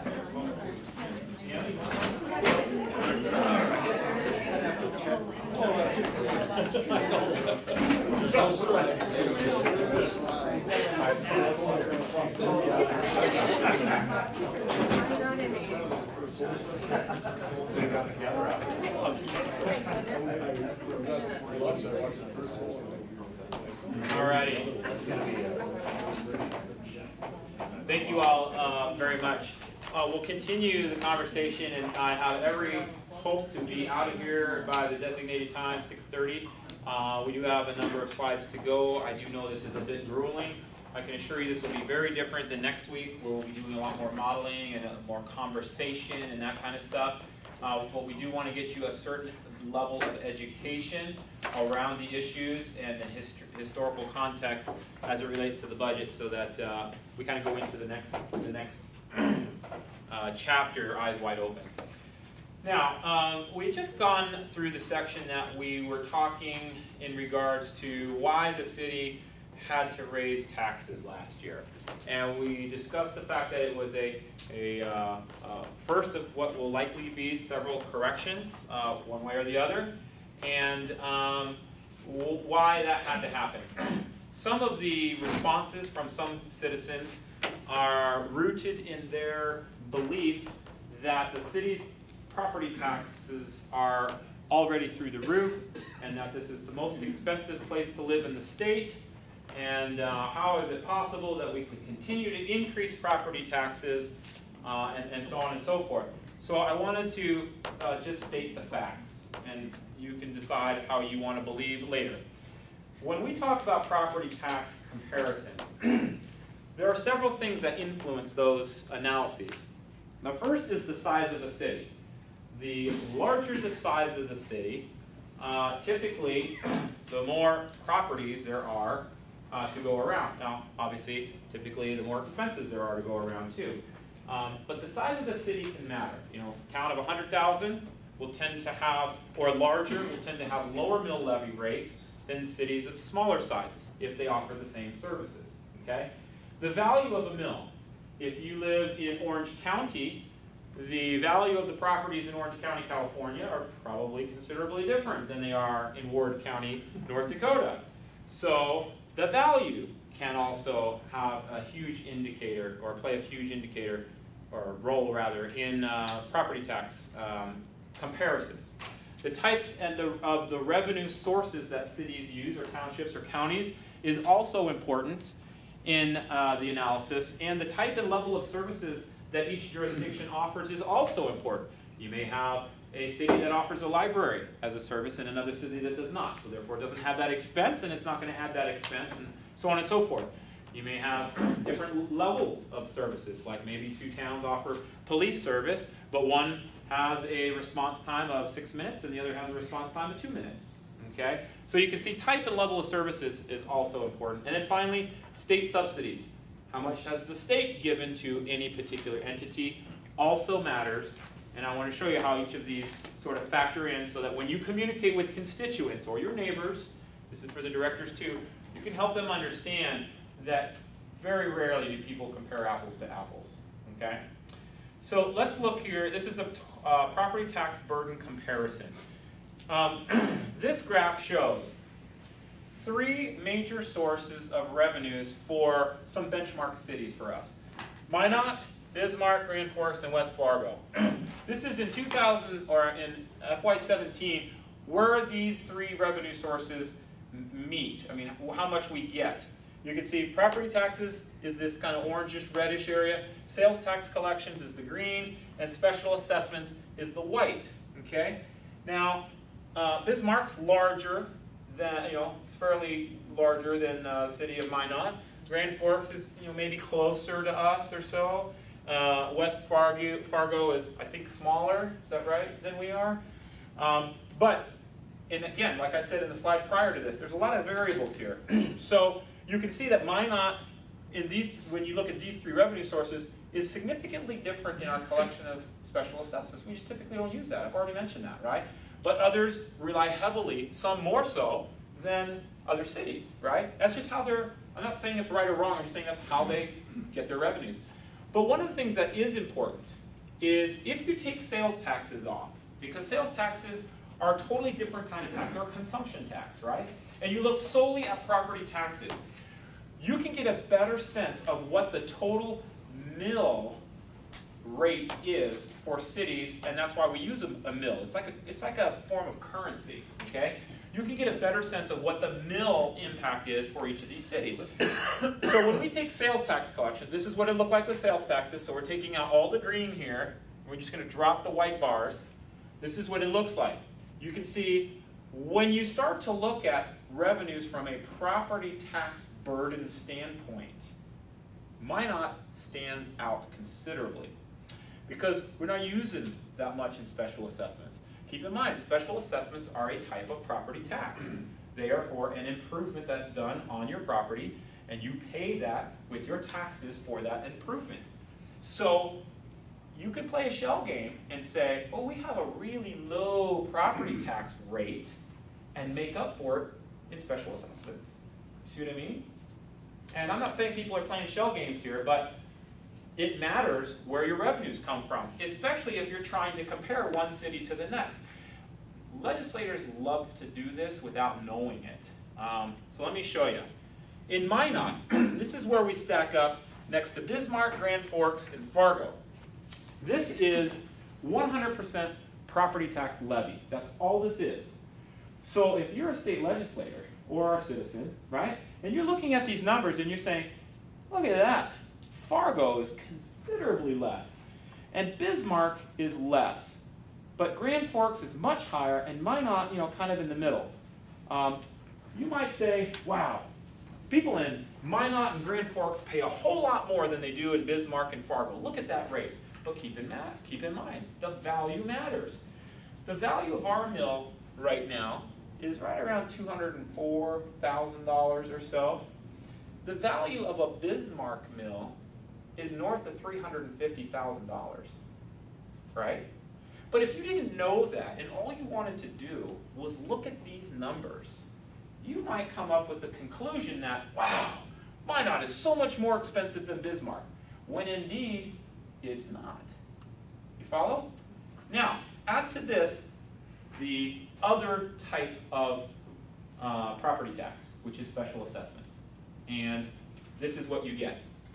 What we've done in this graph is we've said, this is what it looks like with just property tax mill assessment. But when you add the special assessment, which is another type of property tax, 79 for Minot goes to 89. Because the difference between 79 and 89 is the equivalent property tax mill levy rate. Does that make sense? So all we're doing is taking special assessments and converting it to property tax mills. Make sense? Because it's a type of property tax. And you see something that's very different than you saw on the graph before. You see that Minot, in fact, from a mill standpoint, is considerably lower than Bismarck, Grand Forks, and West Fargo as of 2017. Now, you might say, well, what about 18? Of course, you choose 17 because you just raised the rate in 18. And I'll say, okay, let's add the 18 rate. The rate, this is again consolidated with our property tax levy and the conversion of our special assessments into this rate. Still less than the 2017 rates for Bismarck, for Grand Forks, and for West Fargo, considerably. Okay, so how has that tracked over the years? We took that same information and we spread it out over the past 10 years or so. We said, okay, where is everybody at? You can see the variation up, down, up, down, up, down, up, down. Those are normal cycles for rates that change when values change. Values go up, rates come down, values go down, rates come up. You constantly see that, okay? That's normal. It's the trend you're looking for. If you look at Minot, here's that frying pan that we have. We drop, and we go pretty much straight, and then we raise back up. There it is, right there, with special assessments, because it doesn't really disappear because special assessments haven't been a dominant revenue source for us. But now look at Bismarck, Grand Forks, and Fargo. Here's Fargo, kind of churning up and down and up and down and up and down, pretty steady across, right? You can look at, what's this, Bismarck, kind of churning for the most part, maybe a little outlier there, but churning for the most part. And then you can see a kind of downward trend for Grand Forks, slightly. But in every one of these cases, as I've just mentioned, the property tax burden equivalent is significantly less, or was significantly less in 2017, and is still less when you take their 17 numbers, because we don't have their 18s yet, and compare it to our 18 number. That is something that we have to make sure our community understands. This business that, oh my gosh, we're paying so much more than everybody else, is simply not supported by the facts. I want to emphasize the importance of this. I had the benefit of talking with a couple thousand people in these past 2 or 3 months, and that was the number one thing I heard. Their property taxes were too high, and I even heard a specific number. I heard frequently that they're second highest in the state. I don't know where they came up with it. I mean, maybe it's one of these urban myth type things where it starts somewhere. But that consistently is complained about by people, the average person. And that's one area I think we really need to improve our public information efforts. It is unbelievable how persistent this information is. I mean, I almost wonder if it's sort of blocked by something. I mean, it's that ingrained. Yeah. We're paying too much. It's the highest or the second highest in the state. Exactly. And if you look at the data, it doesn't say that. And I'm not saying that's a reason to raise property taxes. I'm not saying that. We don't use the data to do that. We use the data to debunk those myths. And the reality is, we have to help our community become educated, just as you've said, Alderman Potter. What I'm saying is a very powerful and persistent myth. It's going to be a tough one to break, like a lot of others that kind of we seem to embroil the city. So, in any event, let me continue, because the data isn't just limited to this, which substantiates or debunks the myth that you're just talking about, I should say. Before I get there, I don't think, let me do this real quick. Okay, I'm going to come back to those couple slides because I think I have them a little bit out of order. But to continue on the property tax front, which is to debunk this myth. And I'm sorry, the census website only has the data back to 2016. It's all I can, all I could get, okay? But in 2016, here was the median income for the national average, the statewide average, and the Minot area average. So the national household median income was around $54,000 per year. Statewide, it's around $52,000. In Minot, it's quite a bit more. It's $61,000 rounding, okay? So people in Minot make more money on the average. That's all it is, just average. Not everybody, just on the average. Let's look at this. The home values, with using the same census data. Nationally, the average home is valued at around $179,000. In our state, the average home is valued at around $154,000. But in Minot, the average home value is $182,000. So true, homes cost a little bit more here in Minot. Maybe considerably more when you compare that to the state, okay? Considerably more. Not much more than the national, but considerably more by almost $30,000 on average than the statewide average. So people make more, and their homes cost more, right? That's what these two graphs say. Everybody with me? But here's the property tax burden.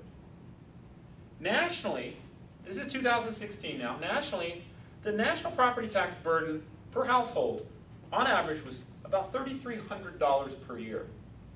It's much higher in other states and cities, but nationally it's about $3,300. The statewide average was $2,539, okay? In Minot in 2016, this is the consolidated bill. This is not just the city of Minot. This is the consolidated tax bill.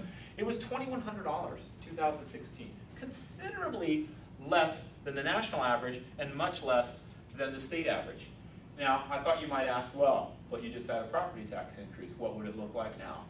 Well, right now, in 2018, churning the new increase, our 18 amount would be $22,524. which is still less than the 2016 statewide average. Again, debunking the myth that property taxes in Minot are through the roof. They may be more than people want to pay, and I'll give them that, but they're certainly not more than the average for the state or even the average for the nation back to 2016. And my guess is if we updated this to 18, you'd see a more stark difference, and you would show still that we were considerably less. Tom, I'll add here too that this does not account for the use of special assessments. No, it does not. True. This data does not include special assessments. That's true. Mm-hmm. Tom, but if everybody in the state is using special assessments more than we are, there's going to be a bigger spread here than. Yeah, if you could add special assessments onto this, you'd see the state average go considerably higher. Right. That's true. And you'd see ours go just a little bit because we're not using a lot of special assessments. But you'd see the statewide average probably, my guess would be near, maybe slightly above the national average. So that's true. And that's an excellent point, Josh, that you made. Okay. So, reasons for the property tax increase in summary. We've kind of already talked about it. I'm going to leave the summary to you. We've got to move on. So there's a lot of things. Local decisions, future needs, state revenue contributions, regional market changes, investments in infrastructure and services due to, due to growth, costs taxpayers money. Okay? So I'll let you read all of this stuff on your own, but essentially all of this stuff together, in addition to the data I just presented, is a reason for the adjustment that we had to make. What I want to do is focus on our financial position here and debunk another myth, and that is the city's budget is growing out of hand. You guys need to get control of City Hall, right? I've heard that. You guys are just spending through the roof. You need to start cutting. Well, the data doesn't show that really. This is the general fund growth over the period 2008 to 2018. Now, I didn't intentionally make this small. You'll see I'm going to build one after another here. But what you can see is, yeah, it does grow. You know, it does. There's a slight increase, but keep in mind we added 35% more people in our community as well. So those expenses are included in that. So that's our general fund.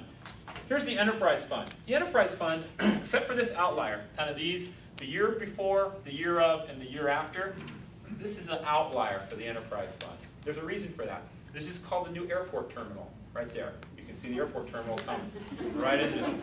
Thank Mr. Really? Yeah, Mr. Feltner for that. If you took that out, you'd see fairly normal kind of growth as well. Okay, this is kind of a fairly normal growth curve. Oh, there you go. Okay. Here's special reserve or revenue funds. Okay, special revenue funds. These special revenue funds, very small. Again, the capital projects fund, fairly stable. You're going to see the airport in here. And what you're seeing over here in 17 and 18, there you go. $16 million each budgeted in 17 and in 18 for flood control. This is going to become huge as we go forward. Okay? And that's really where you're going to see expenses for the city start to climb. Budget trends, this is just miscellaneous budget. The miscellaneous budget trends include things like NAWS, sidewalk streets, demolitions, NDR, all that kind of stuff, debt retirement things. You can see this kind of all over the board, right? There's no real trend here, and that's because these high spiked years are essentially grant years for us. CDBG DR allocations 1 and 2 happened through this period, and that's the difference, okay? And then NDR happened here. There's going to be some NDR money as we continue to go, as we take on those expenses and budget for those grant funds. But you can see those out. If you took those gray areas, you'd see a more steady growth with the miscellaneous expenses too, okay? So you add all this stuff up together, and this is kind of the picture that you get from a budget trend standpoint. General fund, enterprise funds, all of these other funds are, for the most part, growing fairly steadily, except for the outliers like the airport and CDBG and NDR types of funds, okay? Just wanted to point that out. The big drop in 2017 to 2018 in miscellaneous, which is this area here, is the fact that we don't have as much NDR money budgeted in 18 for expenditure as we did in 17. Okay, that's all that is. All right, here's the historical financial trends. This shows that essentially budgeted revenues are in green, budgeted expenses are in red. Things are going along pretty nicely here. Revenues and expenses match pretty good. Until we get roughly to around, actually 2011 wasn't too bad, but 2012, the trend starts to separate. And we see expenses begin to grow more than revenues, right? We had this spike here, okay? And revenues are not keeping pace with expenses. They have not been doing that since 2012. That trend will continue unless we do something about it. And I'll show you what I mean by that here in a bit. Every one of these gaps here in each of these budget years has been made up with reserve money. Okay? Reserves. We've been spending reserves to make up that gap. And that's important because eventually reserve money, which is for the most part one-time money, goes away when it's used. Okay? Now, some people ask about the city's cash position. Well, how much cash does the city have? Like, what do you got sitting on? There's these buckets of money sitting in the finance department, and we just need to get one of those. We just need to find one, dust it off, and use it, right? Well, here's the city's cash position, essentially. We got $142 million. Now, much of that money is committed or restricted. And what I mean by that is this. When we talk about committed funds, we've got about $30 million that is committed to these activities, okay? That means that all of these activities, we're setting that reserve money, if you will, in this case, this balance money to pay for this stuff and stabilize the budget going forward. Things like when we say recreation and auditorium, 4 years of reducing the mill levy, we're going to use cash to keep us from having to increase the mill levy to pay for recreation and auditorium. Make sense? We've got the cash.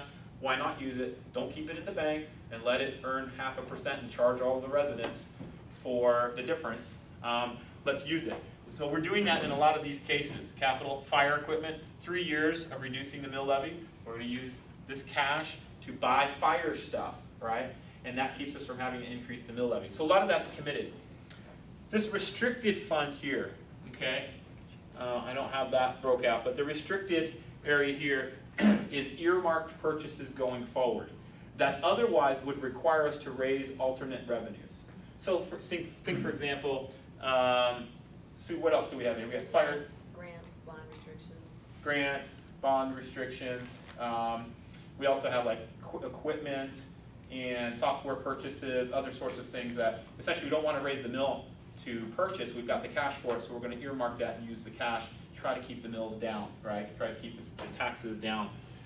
Which means once you take those set-asides, we've got essentially about $2.5 million of unrestricted, that means available to use money that is at play, okay? If you want to use some of this money in the areas we use it, that's okay, we're intending to use it anyways. It won't do anything because you'll just have to offset what you don't use in cash either way. Makes sense? It's kind of a wash in this area. So wanted to do that. Challenges going forward. We've lost some revenues. We have increasing expenses and a declining income situation that we're having to manage through. Past decisions that I just wanted to apprise you of. We've kind of talked about these, but this is the summary. We as a community, or we as a city, have committed to financing NAWS and flood control. We took on significant expansions across the community to accommodate the growth that we've had. That means we had to add massive infrastructure. We've constructed 2 large parking garages. Whether you like that or not, we did. That comes with costs. We have significantly increased our city debt.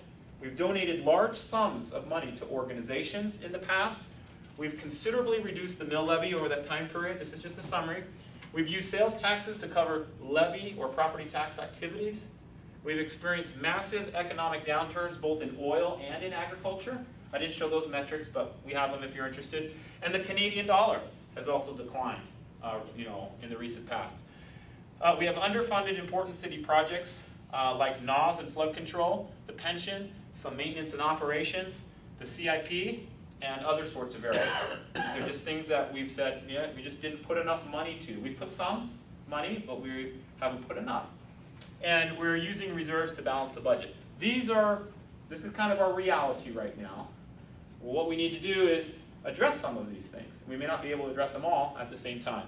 Here's the impact. Before I get to the impact, some people have asked me about, what do you mean you've given out lots of money? This is what it looks like. The Community Facilities Fund that was generated in 2011, we started doling out in 2012. Over that 7-year period, the city has donated to other organizations almost $22 million over that 7-year period. It's money that's gone, and whether you agree that it went to good things or not is, your opinion. But it was something that, the fathers decided they wanted to do and set it up, and it was run up until last year. Other donations include, over the same 7-year period, an additional $18.3 million, which went for these and other organizations in our community over the same period. What's important to note here is, recall, when you add these two together, that's $40 million of money that the city had and dispersed to other organizations that it no longer has. At a time when, right now, it'd be really nice to maybe have that money. But not to suggest that it didn't go to good things, okay? It's just a point. Here's what that looks like when you add it to everything else. The mill reduction over 7 years cost us $56.3 million if we had just kept the mill steady. The Community Facilities Fund money that we sent out, 21.6. Other grants and donations, 18.4. Loss of sales tax over the last 3 years just alone means that essentially over the past 7 years or so, with these added up, about $111 million.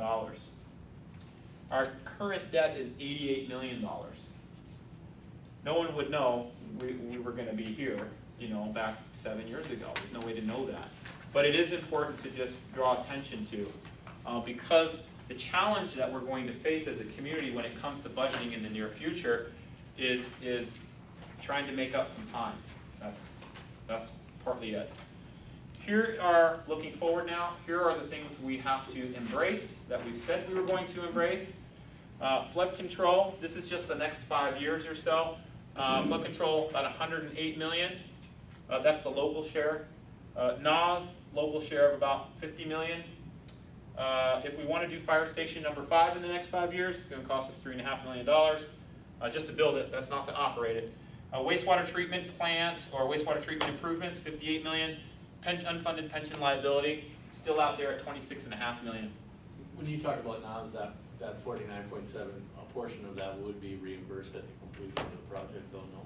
No, this is the local share. That's just our local share. That's the local share. Tom, is that the local share including the Biota plant partnership, larger partnership with the state or smaller partnership with the state? I can't remember what we put in. Do you guys remember? I think it. I think that is our best guess right now with the federal participation that we have at this point. That's what I remember too. And that's over and above, Dave, what we, last budget cycle, there was how much in that account? That will be pretty much spent after 2018. Okay. There was about $29 million in the account prior last year, but like Dave said, that'll be wiped out with the current project costs that are going on right now.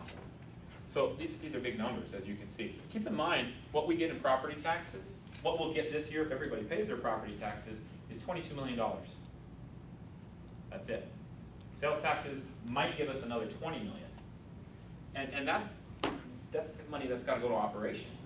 Personnel, maintenance, operations, city capital. Some of it's earmarked for this, but you can see we're going to have a huge lift here.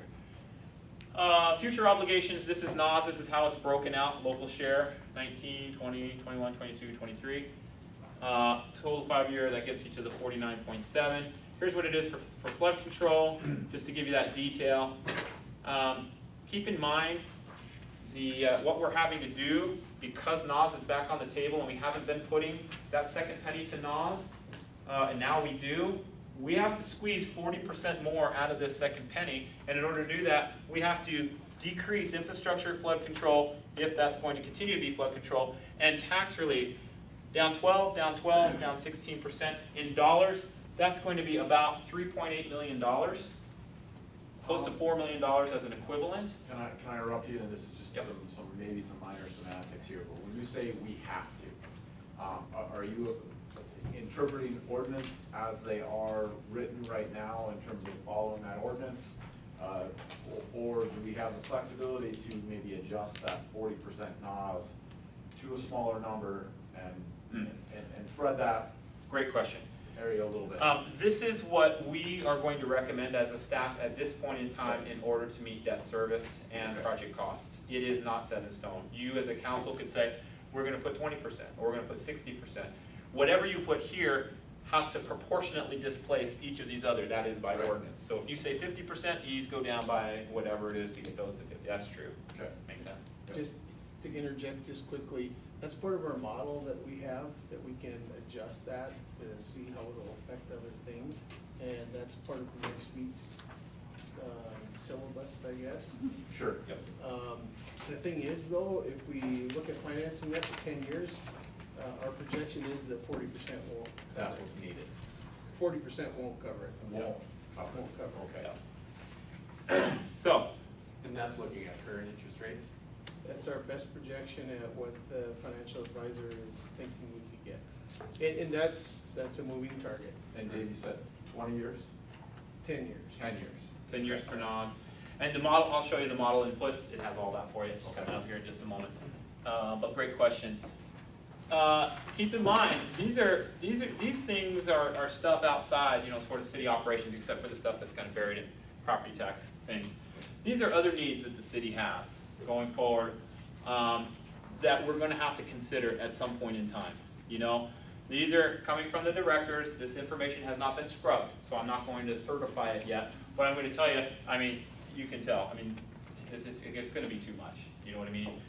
So we'll go and we'll scrub this data and all, but it's a first pass. That's kind of where we are in our cycle now, is first passes of information. They've been asked to put 5-year department plans together. Each of them have done that. We're going to go through that over the next couple of weeks, scrub this data down. I have every reason to believe this will change, but I just wanted to get you out what the initial starting number was. Not to scare you, but just to let you know that we've got a lot of work to do as a team. And then here's departmental, let's see what I just said. Why does that say 90? This is if you take flood control and the wastewater plant out. That's right. If you take flood control and wastewater out, then the number comes down considerably. So you can see what's driving those department needs. Thanks, Darren. Here's outstanding debt. I've already showed you this graph. The only reason I bring it back up is because the model that we've developed, that we'll talk with you about next week, will predict where our debt's going to go. And it's saying something like this. Okay? This is 2008. Here we are in 2018. And you can see that we're about to embark on an enormous debt journey together if we are going to fully finance the NOS and the flood control components and consider some of the other activities that still need to be financed. So this is the work ahead that we have as a team to do because we have to get there. We're going to increase debt by almost 200% in the next 5 years. That's considerable. And that will have impacts on our bond rating, it'll have impacts on our interest rates, and it'll ultimately have impacts on how much we have to set aside for those coverages. Here's some risks and vulnerabilities just really quick. Obviously, whatever happens in the economy, if the economy improves, our financial outlook improves. Okay? If it does not, then that doesn't. Property tax valuations and property tax delinquencies impact us. Reliance on sales tax is still going to impact us, especially if sales tax is going to go up and down. Special assessments and the special assessment delinquencies, this isn't huge for us unless we start using a lot more special assessments. This is kind of a moment. Bond sales, the rising interest rates, bond limits and affordability, and a possible credit rating change could be on the horizon for us, and we're going to have to manage through that too. Lastly, and this is important, and this is strategically important to you as a council, this matters a lot. Our state for some time has been debating this property tax legislation limitation. Now, if you are on the side that says, hey, property taxes shouldn't go up by more than 3%, this is the legislation we're talking about. If that happens, can you imagine what happens to our city? I mean, I won't even go there now. But if this happens and our home rule charter is challenged, whereby we can't, as a home rule city, manage our own finances, that will have a devastating impact on our citizens, on our community, and our operation. That is, and this property tax legislation may come up next legislative year. If it does and it gets passed, it'll go into effect July of next year, which means at that point forward, if that passed, we would have to consider potentially alternate revenue sources if we so needed those revenue sources based on the decisions we're about to make going forward. Okay, that's important. Modernizing our financial approach. Just wanted to touch base here. These are all the things that I'm doing with the staff to essentially improve our budgeting process. We are developing budget priorities using 5-year historic budget trends. This is important. When my staff come to me and they say, oh Tom, here's my budget, I need this much for 18, for this and that, and all these line items. We go through these line items. I require, and the finance knows that we've done this, I require that a 5-year budget trend is developed with a 5-year average, so that I have historical context as to what's actually spent. And in a lot of cases, that's where we found tremendous savings in the budget. I have requests that might say $100,000 for this line item, and the most that's ever been spent in that line item is $15,000 for the last 5 years, with an average of $10,000. So I cut that, and that's how we do it.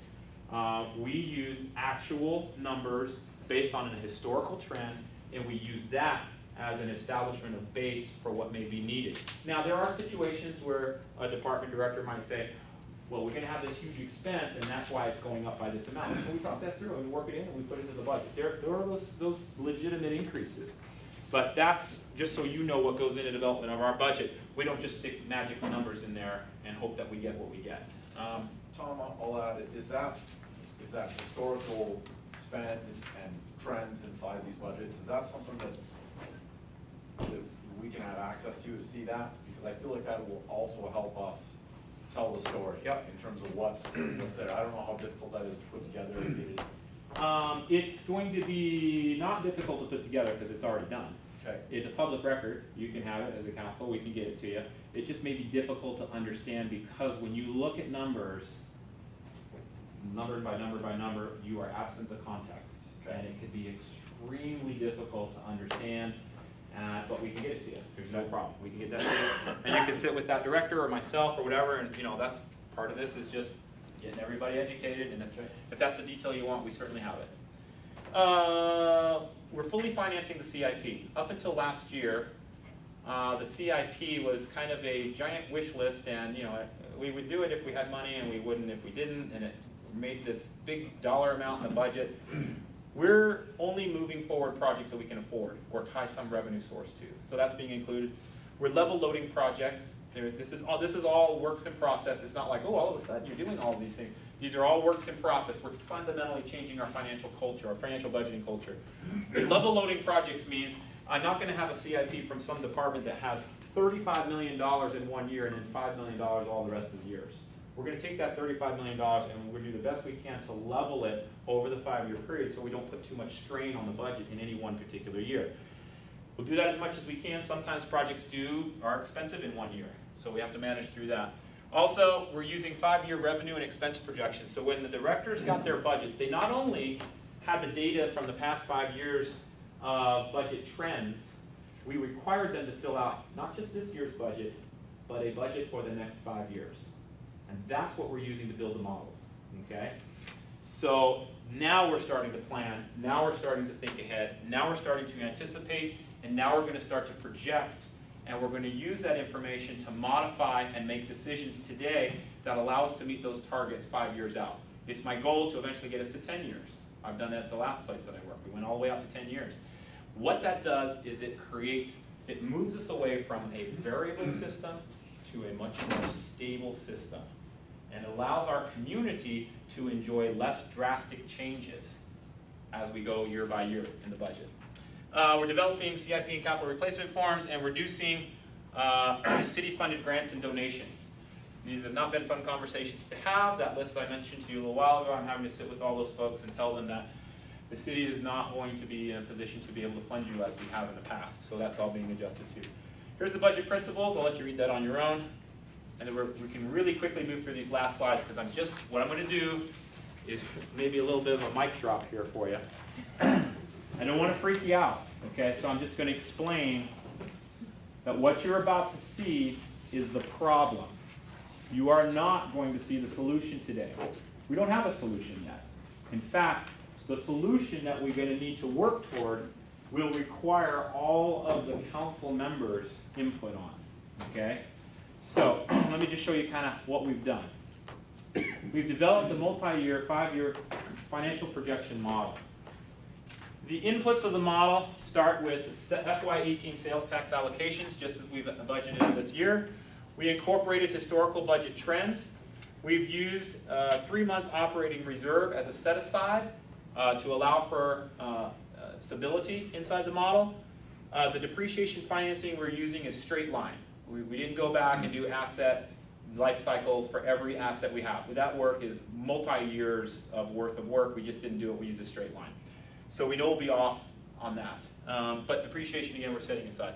Approach was to utilize the cash flow. That means money in, money out. Can we pay our bills? You know, how much money are we taking in? Is that enough to cover all the bills, whether it's debt service, whether it's new projects, whether it's new vehicles, staff, whatever it is. Projected 5 years of revenues and expenses, so it's a 5-year model. The cash reserves use, we set aside a 3-month operating reserve, which I already said over here. We're using a lot of the cash for liquidity. When we build a project, when those project bills come due, think about a construction loan on your house.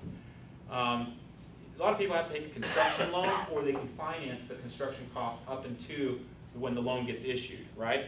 We do the same thing inside the city. What we do is we have a certain amount of cash and we pay as much of the bills until a certain point where we bond for it. So that period from start of project to receipt of bond funds is the liquidity period that we have to set that cash aside for. Does that make sense? And that allows us to be able to get these projects rolling without putting the bond in place first. Because if we put the bond in place first, we might have to bond for the whole amount, and the whole amount won't be spent for 2 years, but we're paying interest on it. So it's a more economical way to do it. Future capital purchases have also been set aside in reserves. We're using just-in-time capital financing, which means, kind of like I've alluded, we won't put the money in the budget until we need it. So I'm not going to front-load projects and strain the budget. We're instead going to put the money in the budget at the time that we need it. If we have to build a huge project, let's use the one that just recently happened in downtown, the whole downtown revitalization thing. That was a 3-year project, right? If we had to bond for all of that amount in the first year, I'd be sitting on 3 years of interest of paying that without having used that money.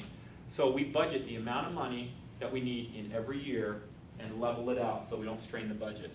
And then we attempt to anticipate current revenue needs based upon future personnel operations and maintenance. These are the assumptions. Right now, the model that you're going to see, the results you're going to see, does not include any tax increases. No tax increases in it. It allots 40% of the second penny to NAS. You may choose differently, as Alderman Wolski suggests potentially. But we did increase the NAS amount to 48% in 2022 and 2023 because we couldn't make the debt payments without inputting more money to it. Okay, so that strained sales taxes. Bonding terms for NAS was 10 years. Flood control was 20 years. Interest rates for NAS 3.5% because it's a less term, so you get less interest rate, which is good. Flood control is 3.8%, 3.9%. Growth factors, property tax valuation increases about 1.5% just to match cost of living. That doesn't mean property tax increases in the rate. That just means hopefully valuations will rise by about 1.5% going forward. We don't know if that's going to be the case. And lastly, personnel increases tend to be running about 3% per year for insurance, for benefits, other sorts of things. And inflation we've modeled at 1.5%. Those are the inputs, the approach, and the assumptions that we've used to develop the model. Here's the way we did it. We essentially took all of the expenses and stacked them one-on-one. It's a very simple model, although some of our staff might say otherwise. But it's very simple in its approach. This is what personnel is going to cost us, essentially around $30 million in 2019. It'll go up to around $35 million by 2023. Those are just normal turning costs at 3%. Okay? If we add to that what operations and maintenance and the NAWS costs are going to be, we need this much revenue, okay, because this is where our expenses are. Make sense? So we expect, once we finance personnel and operations and maintenance and NAWS, this is how much money we'll need. We don't need 30 million anymore. We need 52 million. Make sense? In order to cover both these things. We build on top of that. If we want to advance our initiative to update our system software, which is a big deal, we've been talking about a lot, came up with the campaign a lot, this is how much more that adds. Not a considerable amount, but it all adds up. If we want to include the city's CIP needs, not including flood control, NAWS, the fire station, or City Hall, just the standard city CIP stuff, the number goes up to here. So this is how much revenue we need to match these expenses across the bar here. If we wanted to finance flood control, that's what this little gray dotted line is. You can see flood control stays on the same line as does city CIP needs, and that's because we can fully finance flood control in 2019 at the expected rate. We can finance it in 2020, and we can finance it in 2021. After 2021, the half cent, or not the half cent, the 90% or so, that's what we have in it, the 90% that we're putting away, because we use it on FY18 allocations, that 90% of a penny is insufficient for paying over the next 2 years what the flood control costs are going to run. In 2020 though, or even in the recommendation for 19 is not 90% because we're reducing the amount in the second penny. Correct. Exactly. That's correct. Okay. You have to start somewhere. We don't know what the council's going to direct us. That's why I said on the inputs, the input essentially where we're starting from is this year's allocation, and that's it. It's I think about 78%. We assumed that the portion from economic development would stay as is, reduce the second penny by NAWS, so that took that community facilities down to about 18%. So it's different, it's less than 18, but we went off that initial assumption based on the NAWS projection.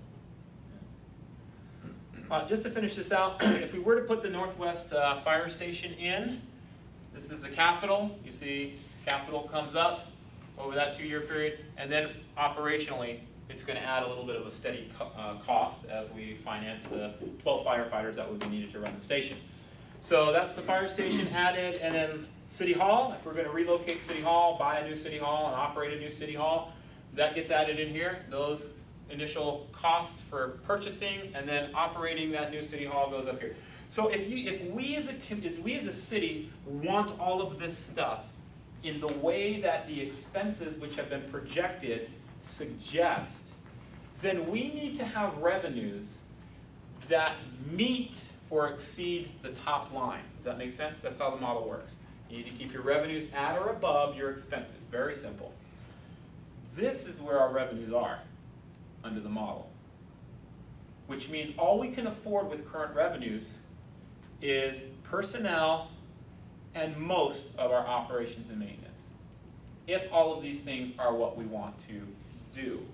And the reason operations and maintenance is a lot higher, because you might say, well, that doesn't make sense. Aren't you financing operations and maintenance now? And the answer is yes, we are. The reason it's higher here is because NAWS is included.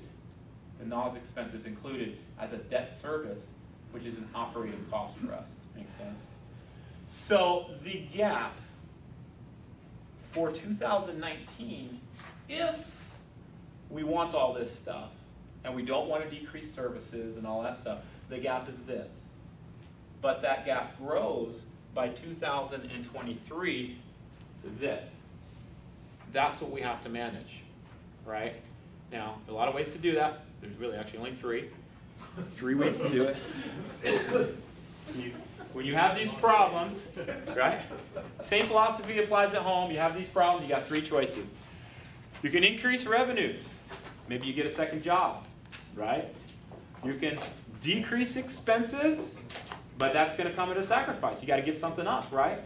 Or you can do a combination of the 2. And my guess is we'll probably be doing a combination of the 2, but I don't know that and I don't want to presume that. That is the work of next week. So I leave you with this picture to ponder all the information that we've given to you and let you know this is the challenge that's before us as a city council and as a staff. And this is not a simple challenge. This is going to require all hands on deck, and it's going to require every creative mind we can get in order to address this. So we'll start that conversation next week. I am very sorry that we've gone over. It's sometimes difficult to know how these things will play out, but I appreciate your time and attention. Any last minute questions before we go?